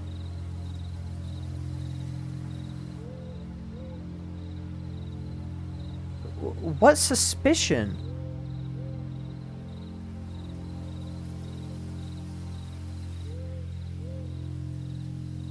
Was that yes it is? Was Amy being her name? Yes it is. Amy was her name? Yes. Yes it was. Yeah, that was her name. Yes. Oh, okay. Anyway, She called the reception. Yes, her name was Amy. Okay, I believe you. Called the reception. Okay. Let's go check up on Dad. Maybe he needs help. Mom eyed me with suspicion, but she got up. and don't forget to apologize to him. You clocked him pretty hard, She added. Will do. His father is himself. Oh. His dad just legitimately hates him. His dad just hates him. Something skittered in the closet, attracting my attention. I looked over, seeing the darkness inside, shifting between the slits of the sliding doors. A pitch-black figure, humanoid in shape, peered back at me with dimly glowing eyes. What the frick is going on? Ugh.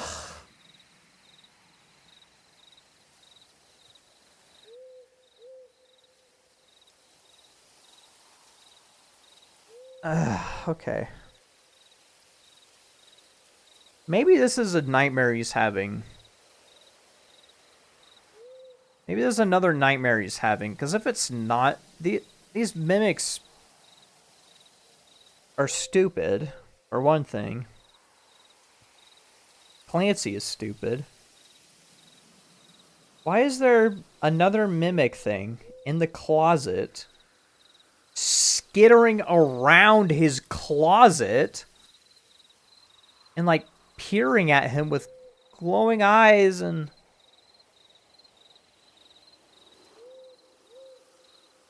Okay.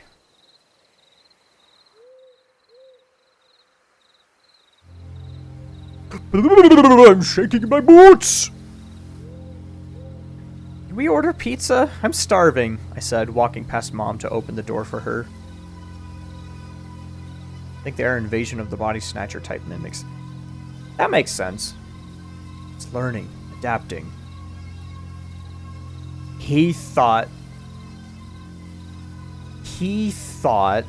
he was studying them, but they were studying him.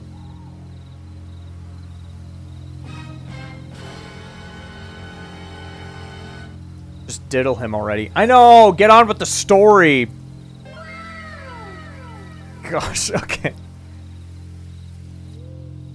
Sure thing, and maybe an ambulance for your father as well. Gonna spend $2,000 for an extra $2,000 for a busted lip? Yeah, that's a good idea. He's a big guy. He'll manage. You're the one who punched him! Okay. She walked past me and into the corridor, so I pushed her away and shut the door. So I pushed her away and shut the door. Oh, okay. He's still in his room. Okay. The bag was next to the bed along with the crowbar, and I grabbed them before I jumped out of the window. I landed outside in the grass with a heavy thud. Frantic footsteps came from inside the house. Clancy, come back! Mom yelled.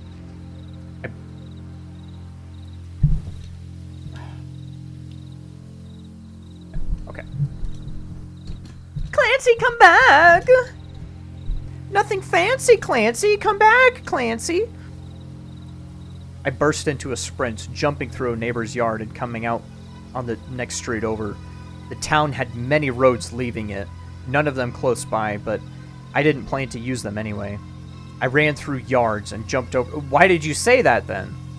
I ran through yards and jumped over fences, making a beeline to the closest edge of town, a forest area that I could use to my advantage. Cars couldn't fit in there, and I'd be harder to find among the trees. My phone rang again and again, but I didn't stop. I pulled it out and checked it between hasty strides I took, finding it was Mom. Of course, and it was only 10 p.m. or so, which meant I got 2 hours of sleep, less than I'd bargained for.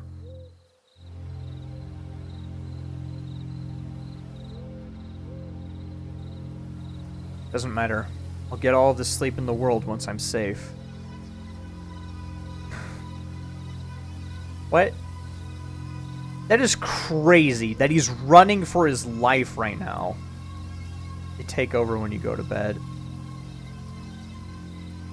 That's true, but he's been sleeping a lot, just not very soundly. Yeah. What? Why did he feel the need to... Like, oh, it's 10 p.m. Oh, that's 2 hours less than I was planning. Who cares? Why would you care? Something chased after me, slinking from one shadow to the next in the blink of an eye. I heard the tip-tap of its claws on the rooftops behind, but whenever I whipped my head back to check, I couldn't spot it. It's the one that wants to take my place, I concluded.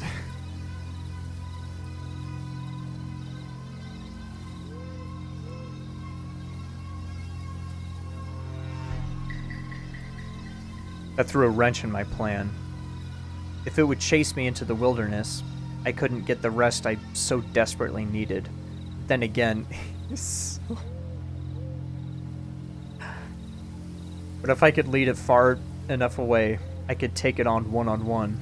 How strong could it be if it couldn't open a measly basement door? Wrench, not a crowbar? I get it, yeah. Sound makes me think of the Grinch. Which sound? This one?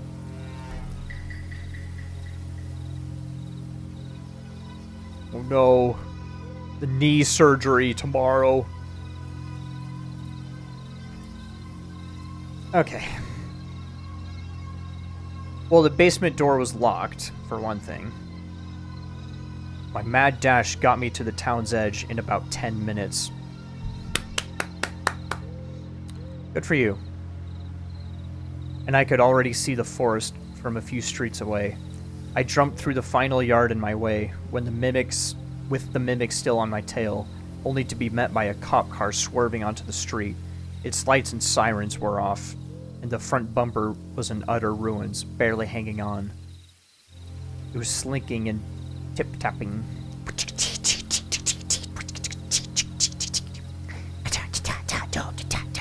Every time I look back,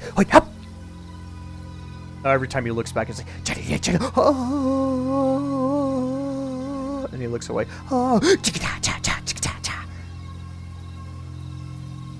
Okay. He sees the cop car that ran Marcus off the road. I ran across the road and slid down this steep embankment, coming to a stop on the muddy soil covered with decaying leaves. The cop car pulled up behind me and its doors flew open. Stop, Sonny! Stop, Sonny! One of the cops yelled. Go back with us, we're here to help. I thought of that Flash game, Sonny. Anyway. Veriducks! Don't trust them, they're mimicking Veriducks! For a brief moment, I regretted that Sarah never recorded the voices of the two officers that went down into her basement. I was certain that if she had, I would have recognized them right now.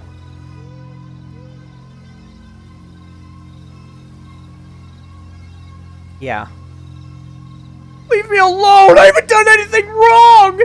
They came down after me as I entered the sea of trees. Something hit one of the trunks right as I ducked behind it. What? Oh no. Something hit one of the trunks right as I ducked behind it, and I was worried for a moment that it was a bullet.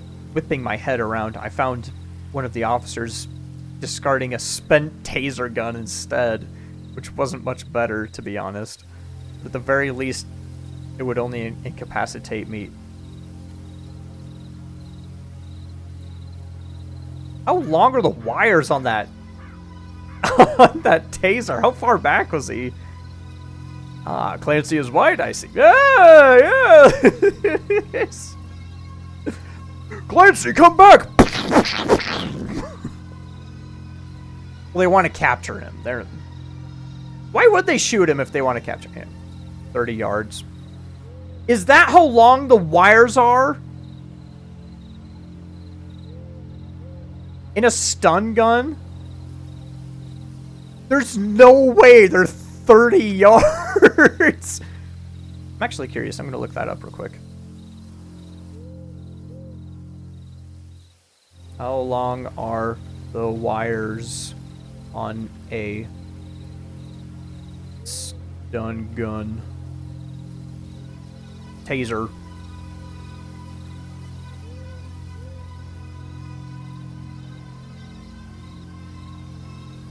Okay, well, that wasn't helpful at all. Okay.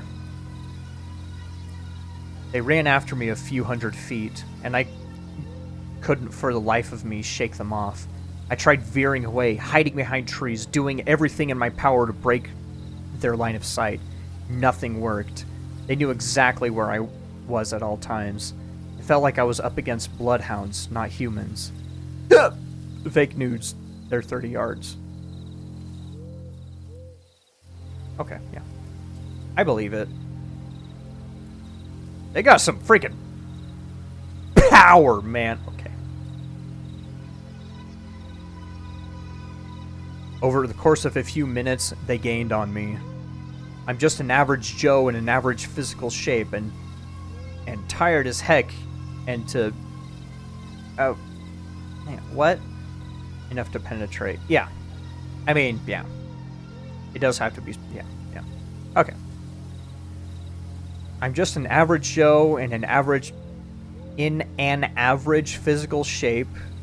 Just one of the average physical shapes. Yes, of course.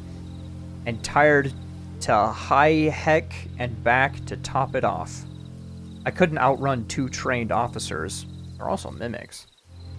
One of them got a hold of my backpack and yanked me, throwing me to the ground.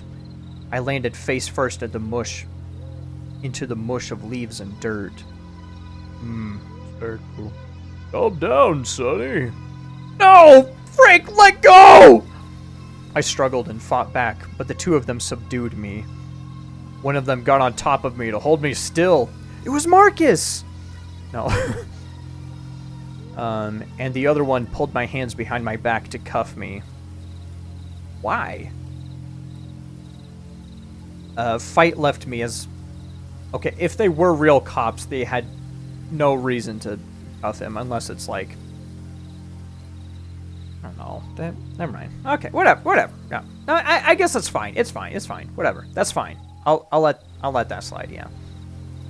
Fight left me as I felt my body shutting down from overexertion. The cold metal of the cuffs came around my wrists, chilling my skin in 2 thin stripes, and they clicked into place. But not the cold mush on the ground in December. Okay. Can't arrest me! I haven't done anything! I'm innocent!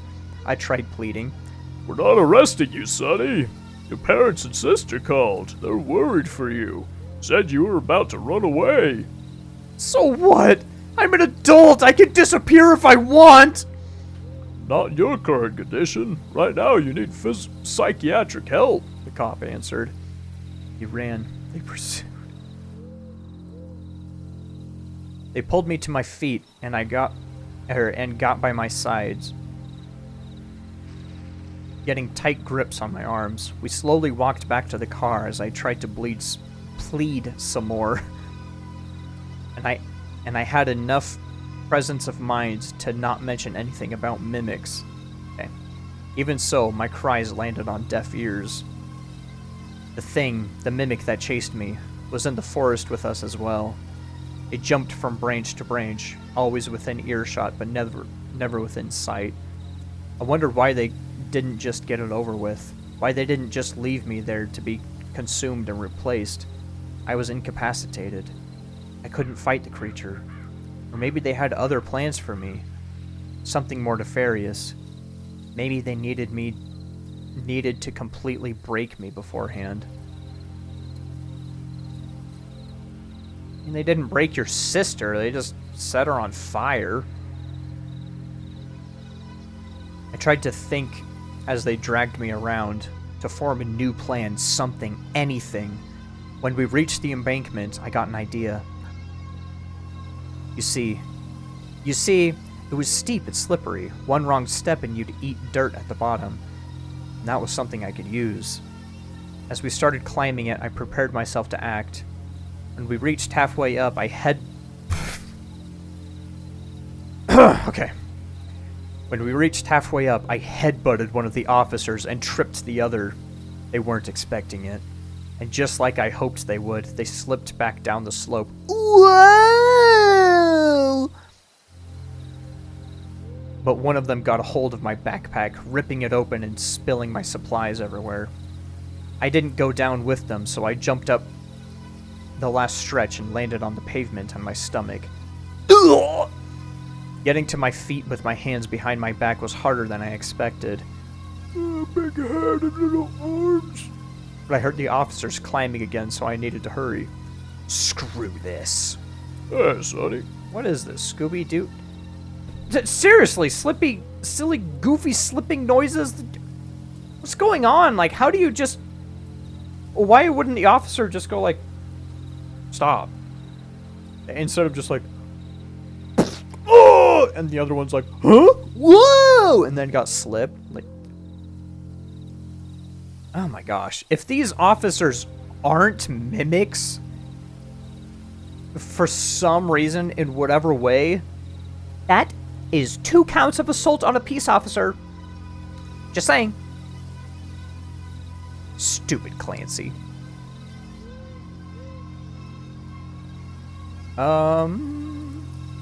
As luck would have it, I'm pretty slim and flexible, so I decided to try a maneuver I've seen plenty of times in movies.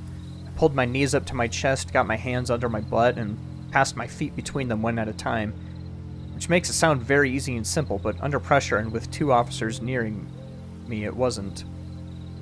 What? I couldn't open or break the cuffs, but at the very least, I had my hands in front of me again. The car was right there, and I realized that the engine was idling. In their haste, they left it running with the keys still in the ignition. I ran over to it and tried the door, letting out a sigh of relief when it indeed opened again. "Hey!" one of the officers yelled as I climbed inside. Now, just because I don't have a license doesn't mean I don't know how to drive.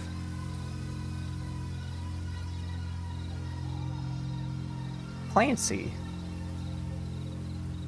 who described themselves as slim and flexible. What is he? Average shape. Yeah, he was in average shape. Well, I guess I don't.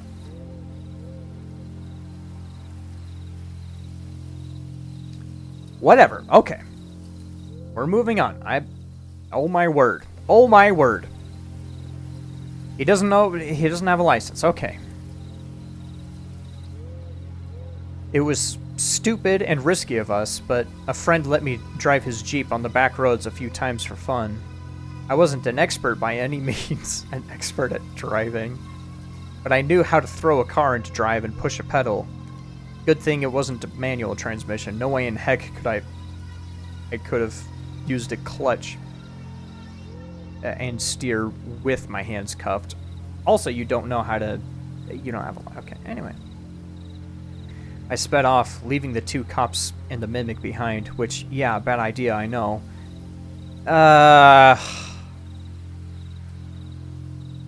Which, yeah, bad idea. I know. Yeah, leaving the cops and the mimic behind? Or is it speeding? Is it speeding or leaving the 2 cops and the mimic behind that's a bad idea? It's bad enough to steal a normal car, but to steal a cop car is much worse. You already assaulted 2 peace officers! Yeah, why is your ability to drive stick relevant? Yeah, I know! Maybe he's just being a silly little fella. He's just being silly. I'm not sure what the repercussions are, to be honest, but I imagine it's not pretty. Still, I could probably plead insanity in a court of law if it ever comes down to that. Everyone around me insists I'm crazy anyways. In that moment, the only thing that mattered was to escape. Leaving them behind is bad? Maybe? I don't know. I don't know. In that moment, the only thing that mattered was to escape. Okay. I drove to the other side of town and rummaged through the car until I found something to pry open the cuffs. With my hands...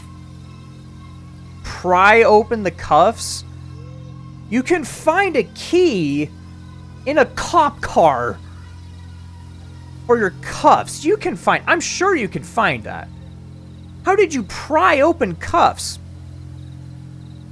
I'm never going to finish this story if I keep stopping at every stupid little thing that comes up. Okay.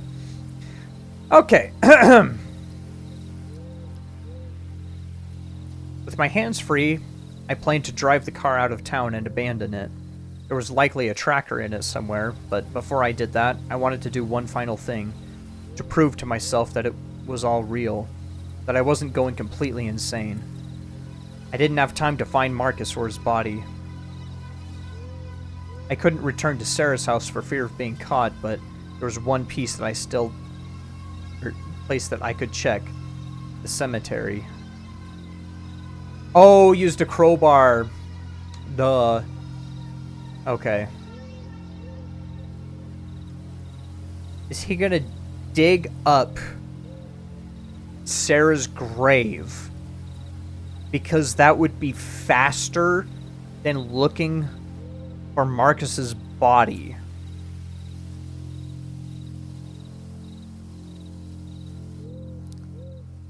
A few minutes later, I pulled up at the gates and went inside. It was very creepy at night, to put it mildly. A sea of headstones standing tall in the darkness. Still, compared to the last few days I'd been through, this didn't really faze me. I walked around for a few minutes in search of a particular headstone, the one we put on Sarah's grave. Oh, good, I thought he'd do something ridiculous. Yeah, I know. Good thing he's being so rational right now. It was in the back of the cemetery, right next to her mother's. My heart stopped when I reached it and found it blank.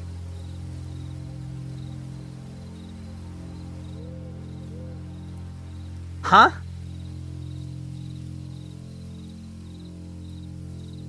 My heart stopped when I reached it and found it blank? The headstone is blank? I fell to my knees in front of it and I just started sobbing. You know, it would be so easy to cave in your head right now. Sarah's voice from behind.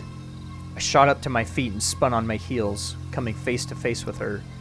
She was alone, hands propped on the handle of a spade as she pushed into the soil in front of herself.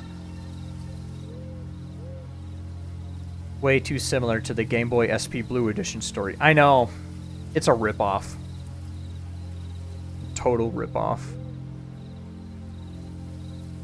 Is Sarah in that box there? I said with a raised eyebrow and a finger on my chin. If I really wanted to kill you or harm you, I could have done it while your back was turned. Is that proof enough that I don't want to do either? How'd you know I'm here? How'd you know I'm here? How'd you know I'm here? How'd you know I'm here? How'd you know I was here? Okay. I asked, taking a step away from her. Because I've been through the same thing. Because I know how a broken mind thinks, Sarah answered. You want proof, a sign, something, anything to convince you of your delusions.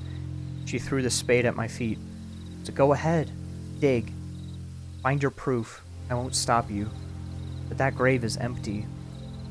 Oh, it's not, I contradicted her. The stonecutters didn't get around to marking the grave yet. You just want to keep me busy so the others can get here and catch me. She sighed. I should have just smacked you over the head with that, I swear. Tell you what, if you're so sure I'm the mimic, strike me down. I won't fight back. Strike me down. Breathe, breathe, Ebony.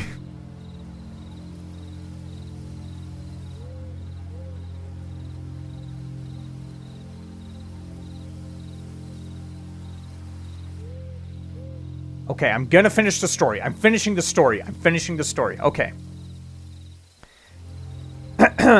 She fanned out her arms and even turned her back to me. I lifted the spade, but I couldn't go through with it. Gosh freaking dang it! I yelled as I threw the spade away. Why? Why are you messing with me? Why not show your true colors? Why not kill me like you did Marcus? He never told her about the mimic. I say with quizzical forward brow. He never told her about the mimic. But she did see the text with Marcus. Sarah put her hands down and turned around. Marcus? She asked. She seemed genuinely dumbfounded. Marcus! The monster hunter! Stop toying with me! Your gaslighting won't work! Clancy, there was never a Marcus or any monster hunter. Pulled out my phone to prove her wrong, to shatter her charade. She watched me intently, but she didn't make any moves. I browsed everywhere, call and text history, but I couldn't find Marcus's number. When that failed me, I pulled out my wallet to search for the business card. It was gone as well.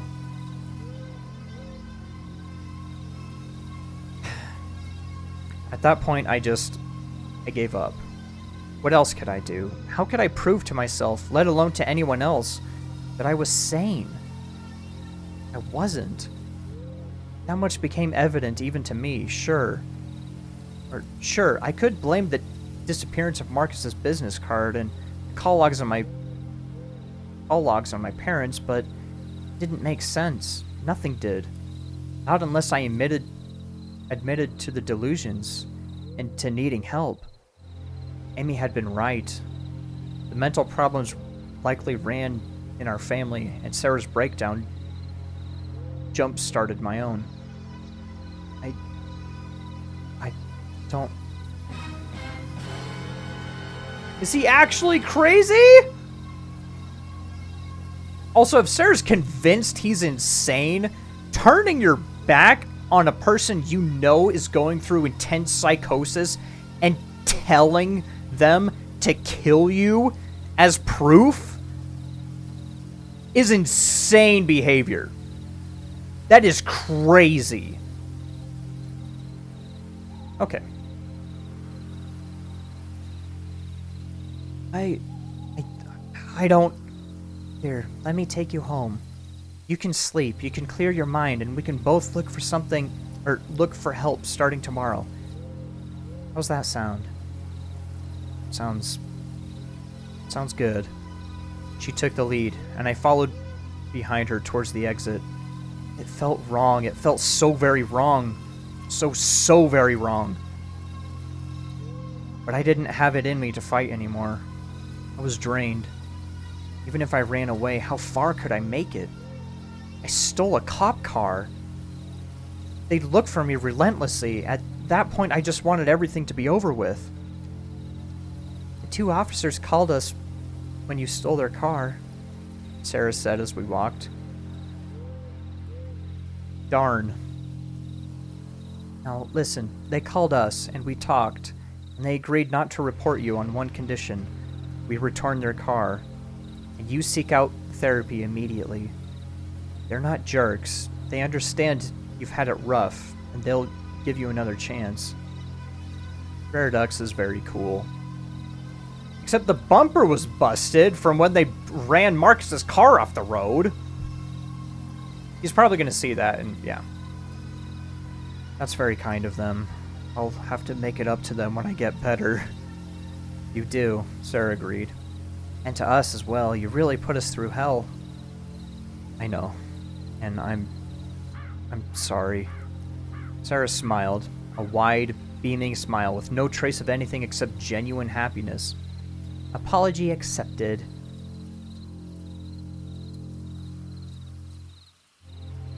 So happy. It's getting so bad, though. I still feel watched even now. I still hear the cracks in your voice, in everyone's voices. I hear the cracks in yours as well, so welcome to the Mimic Club, I guess, she quipped. Next target is Old Man Jenkins down the road. I have the whole plan ready. We'll make him believe reptilians are real. Oof, that's gonna be tricky. I don't even know how to transform yet. All in due time, he assured me. We'll teach you, young mimic. We left the cemetery. They are joking.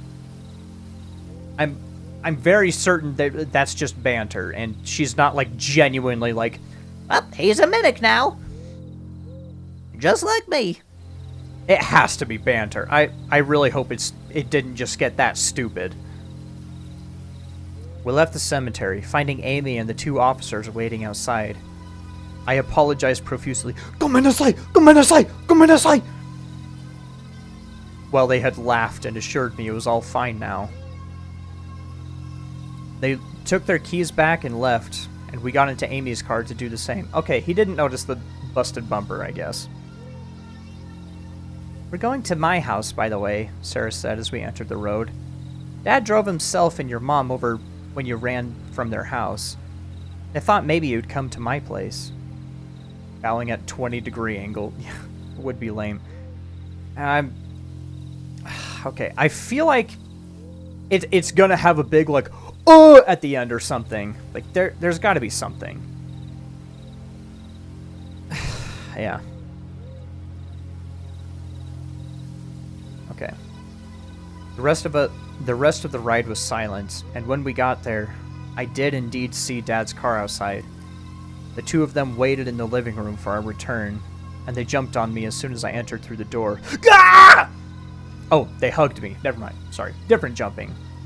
They hugged me and cried, and Mom bombarded my cheeks with kisses. So sweet. Wow.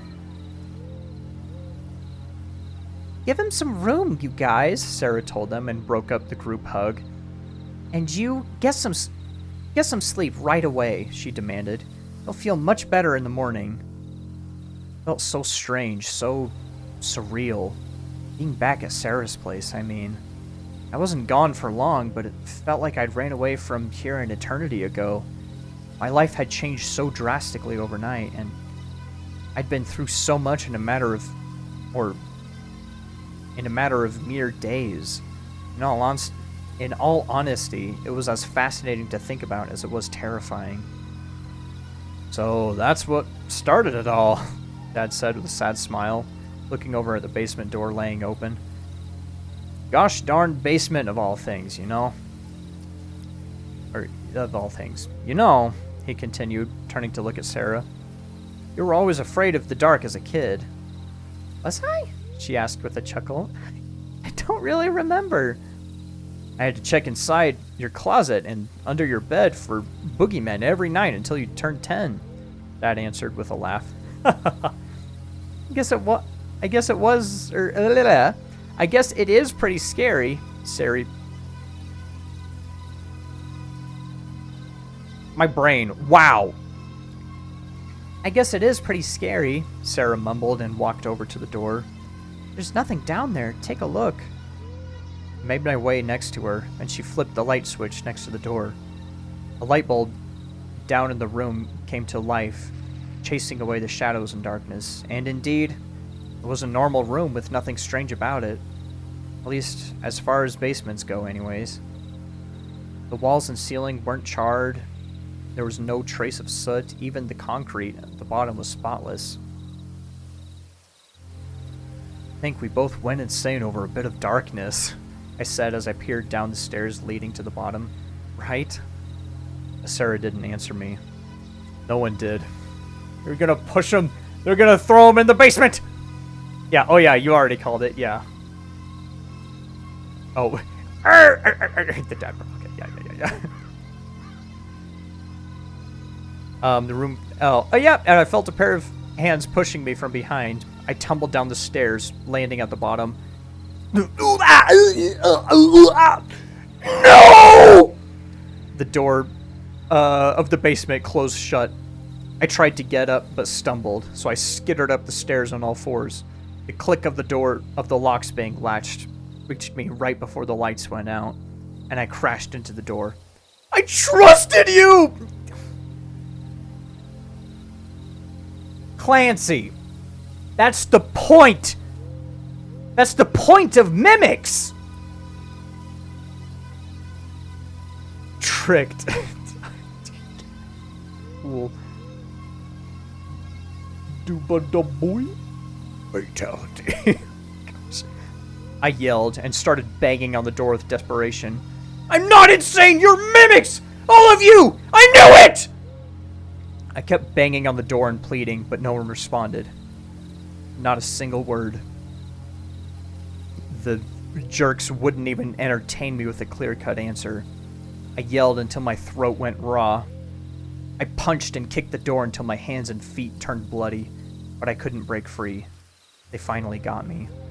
Please! I let out in a raspy voice as I slid down the door to my knees. Is anyone there? Sarah? Open the door! Open the door. Sarah, open the door. Nothing. I waited for hours, but I didn't hear anything from upstairs. Not a single peep. It just left me down there unsure of what was real anymore. I tried to sleep, to get some rest at the very least, but I can't even do that. I'm alone in the room. I know as much for a fact, but I feel eyes on me wherever I lay down.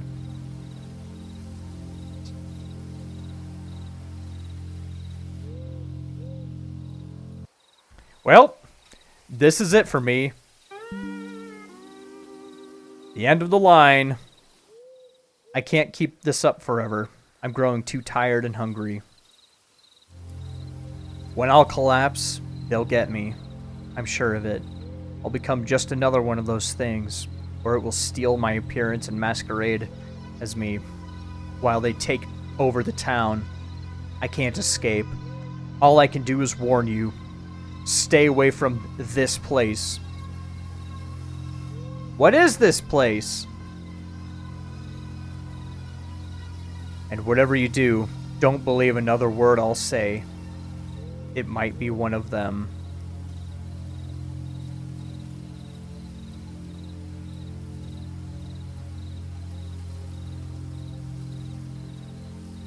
Light up another cig. Come on, boy! Light it up, brother!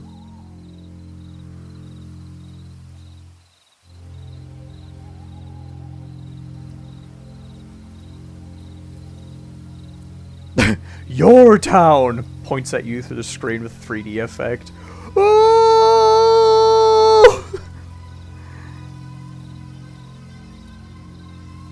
Oh boy, okay, well.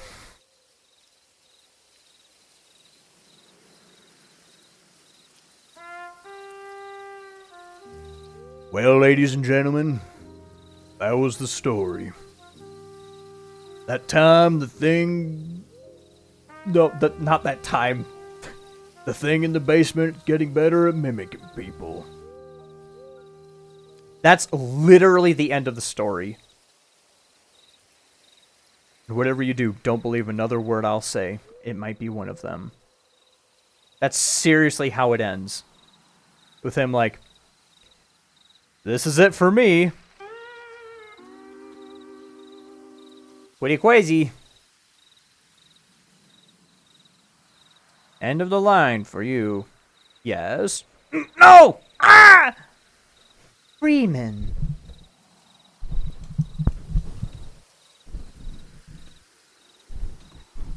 Alright, Zack Snyder, best director of all time. Move over. Zack Snyder?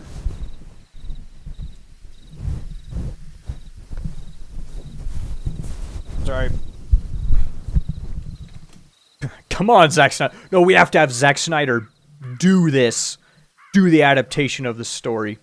That's kind of a big problem with the No Sleep subreddit, is it's a really cool thing about it, but it poses a really difficult issue. Is that it's all in character. He typed that whole story while waiting for the Mimic to come and replace him. Yes. Duh. At least the final part.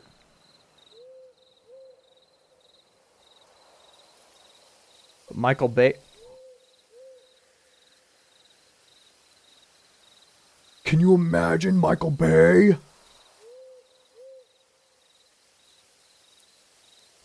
I'm almost getting mad.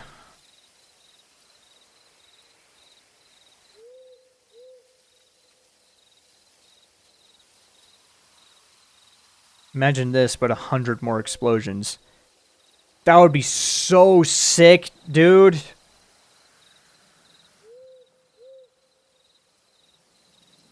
Oh, yeah. Anyway, but No Sleep, the whole thing is, like, you write it all in character. Like, you share your own, like, personal experiences. That's the whole thing. The whole, like, gimmick, basically. I'm a little peeved. My Immortal ended better than this. My Immortal, it did not hold any punches on its ending. I mean, she went back in time. Like, My Immortal got crazy.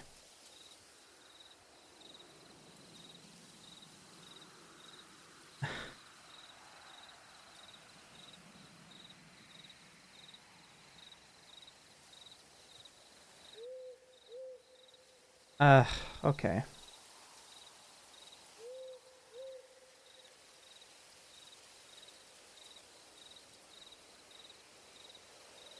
Yeah, how would he be able to post the story if he was dead, you know? So a lot of the time it's like, you know they're not in any danger because they die. Because, like, if they die, then they can't post the story to Reddit.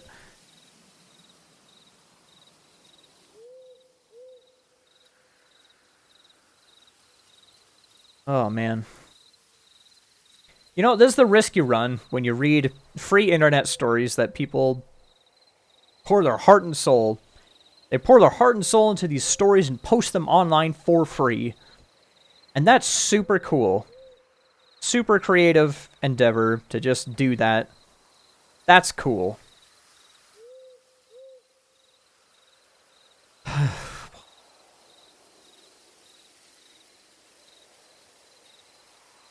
You know, when I first heard the first part of this on Creepcast, I was like, I've got to hear the rest of the story, because part one was them listening to the recordings. It had some good stuff in it. It had some good creepy stuff. Part two also has some good creepy stuff. Part three did not. Part four did not.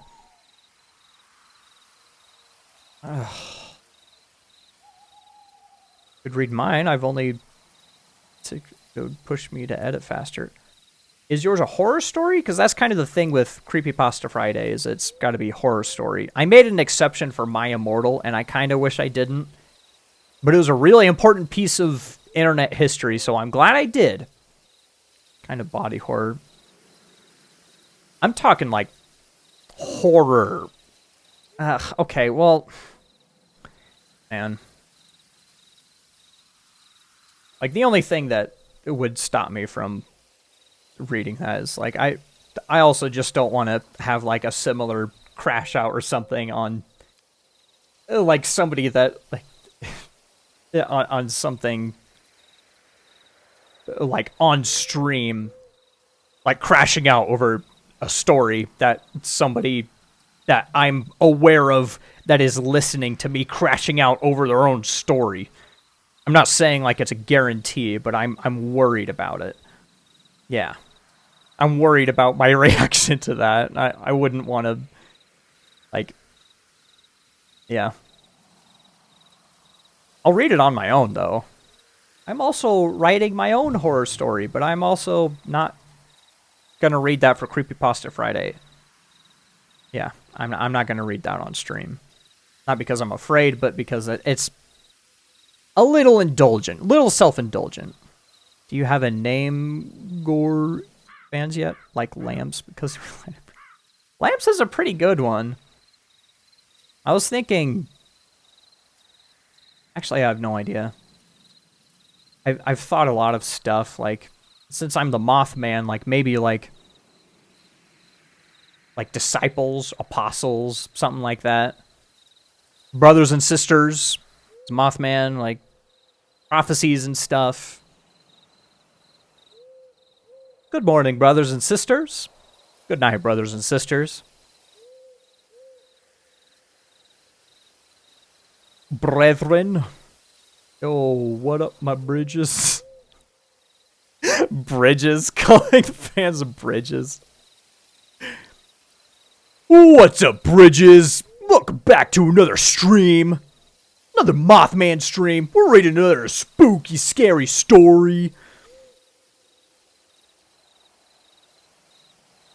My gosh. Oh, wow. I haunted one bridge. One bridge. And I jumped on a car or something. And people threw rocks at me for some reason. Why? That's the way they told it. They said they started throwing rocks at me because they're freaked out. Yeah.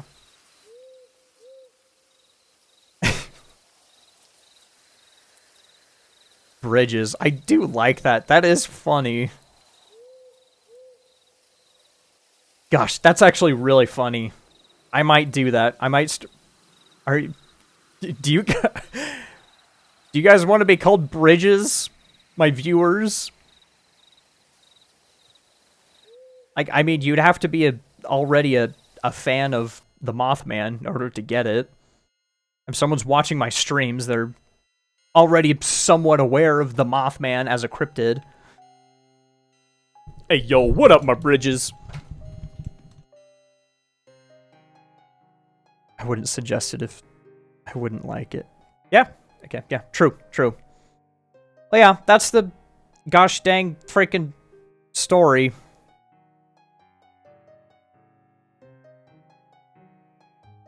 Okay. I'm trying to think of how would it have been done better? How could we do that? How could we write that better in a way that it ended? I think just one part would have been good. Okay, Marcus not being there, like going on another assignment immediately.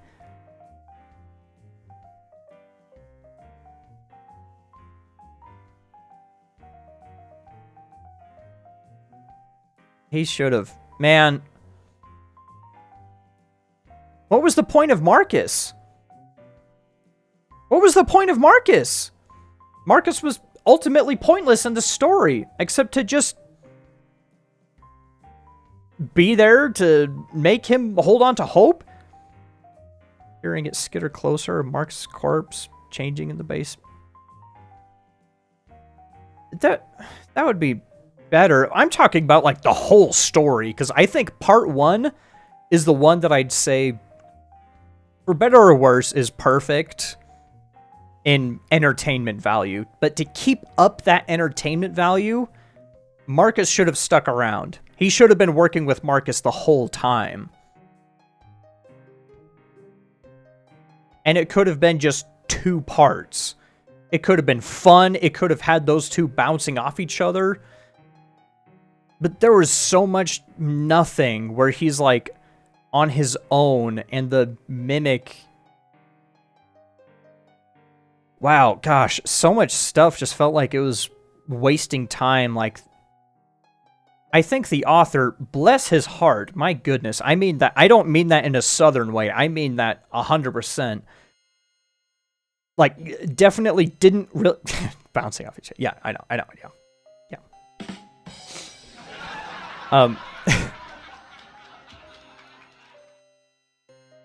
Yeah, I think the author just didn't really have a fully baked idea of where the story was going to go after this. I don't think he knew where to take it. He probably had like an idea, but then wrote it all quickly, which is good. I mean, like, the other thing, which is like what I'm doing with my story, is I write like 3 chapters, and then I don't write for a couple months, and then I come back to it and read through it. I'm like, this sucks. Then I write it again, and I'll write like 1 chapter, then not write for a few months, and then come back to it and go, this sucks, and then rewrite it again. I'm on like my 3rd or 4th draft of the horror story I'm writing right now. Yeah. So yeah, it's super cool to see people like just committing, even if it sucks. I genuinely do believe that, even though I'm a hypocrite and I'm saying, whoops. I'm being a hypocrite by saying like I'm just taking forever to write my own stuff. Oh man. That story.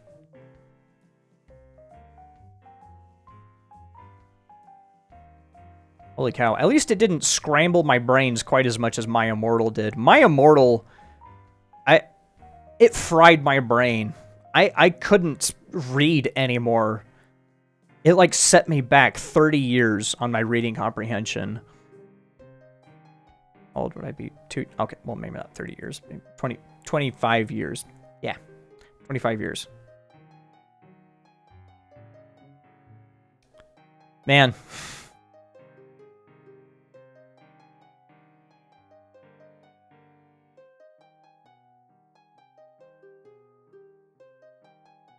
Okay, well, I'm gonna actually finish Lunar tomorrow. I have parts of my book that I goon over, and parts that I don't like reading, editing, because it's boring to me. Others like the boring parts, but okay, yeah, I like the other bits. That's an interesting piece of advice that I think about a lot. Like, if you're bored, the audience is bored, but sometimes you write something that you're like passionate in the moment. I think if you're not bored in the moment of writing it, then yeah, or or at least not bored when you came up with what you're about to write down. Then you write it down, and then you're like get bored of writing it. Like, I've done that before, where I've gotten bored, like, I've got to get this out. Like, it's not a boring part, but I started thinking about another thing I want to write later on, so I've got to get through this. Yeah. And then other people will read it and be like, oh, yeah. Yeah, there's parts in the book I'm writing where I look at and I'm like, frick yeah, dude. That goes super hard. I'm proud of that one. Like, part 1, and I'd even say part 2, authors should absolutely be proud of. But the existence of part 2 makes the rest of the story even more frustrating. Because in part 2, she could have just dragged him into the freaking basement. He was right there. She could have done that. Did he even need to be in the basement? Do they need to break them down? How? Because how would the mimics be able to break down that many people in the town before him? Breaking them down enough to take them over. I don't, like, there's no way that was the case. I don't know, like, the logistics of the monster got more and more frustrating the more stuff was revealed about it, because it made less and less sense of what the frick it was doing. It almost seems like it just wanted to mess with the main character for no reason. It just wanted to mess with the main character. And then eventually just like, yep, there you go. Okay, we'll throw you in the basement. Finally got you. Like, yeah. Yeah, but that was the story. that was still fun reading that. Yeah, and I'm glad you guys were here. My bridges. That's so goofy. Yeah, okay. I'm gonna finish Lunar tomorrow, for reals. For realsies. I'm just gonna go on that run. Take a shower. Stream, finish Lunar, because it's literally just the final dungeon. I don't know how long that stream's gonna be. I'm planning on starting it at 2. It's either going to be 2 or 4. I don't know why those two numbers. They just sound right. The nice even numbers. Nice, clean, even numbers. But yeah, I'll be streaming tomorrow. And next week I might be streaming more during the week. I would like to stream more. I don't stream enough.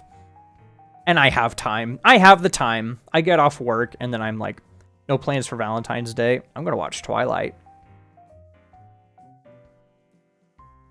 I said that at the beginning of the stream, actually.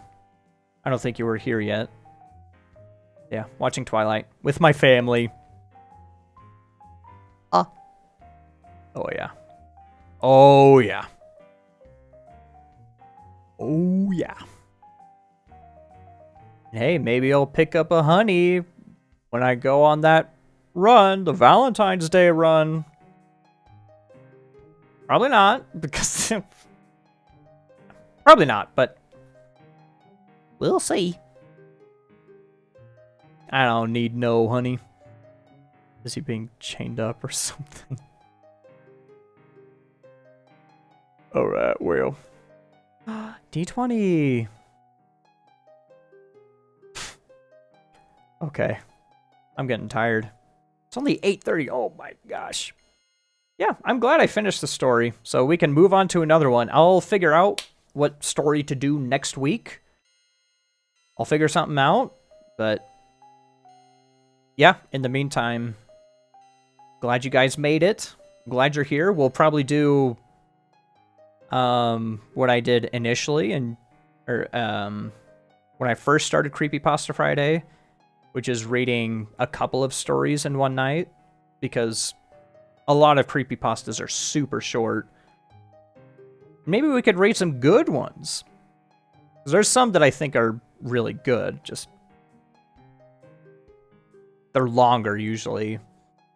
And a lot of the times it's just not as fun for a stream to read an actually scary story. But we'll see. We'll see. It'd also be pretty fun to react to like analog horror or something. Probably not on Creepypasta Friday, because Creepypasta Friday is for creepypastas. And horror stuff. Literature. It's for literature. Horror literature. That, yeah, there. Okay, yeah. Thanks for being here, guys. I will see you tomorrow when I get on again. I'm gonna finish Lunar, then I can move on to another game. And, there's a couple of horror games I'd like to play as well. Mothman Prophecies Watch Along. Oh, yeah! That would be freaking sick. That would be sweet. I'd really like to do that. I don't know if that's something where I could have it on screen or not. It would be cool, because doing a watch along would be kind of difficult with Twitch, streaming on Twitch. Unless I uploaded it or something and be like, okay, press play now. And then we start watching Mothman Prophecies together like that. Maybe. I love Mothman Prophecies. That's what ignited my love of the Mothman. Mostly because it made me terrified of the Mothman for years. That movie scared the ever-living crap out of me. Okay, I'm just yapping now. Okay.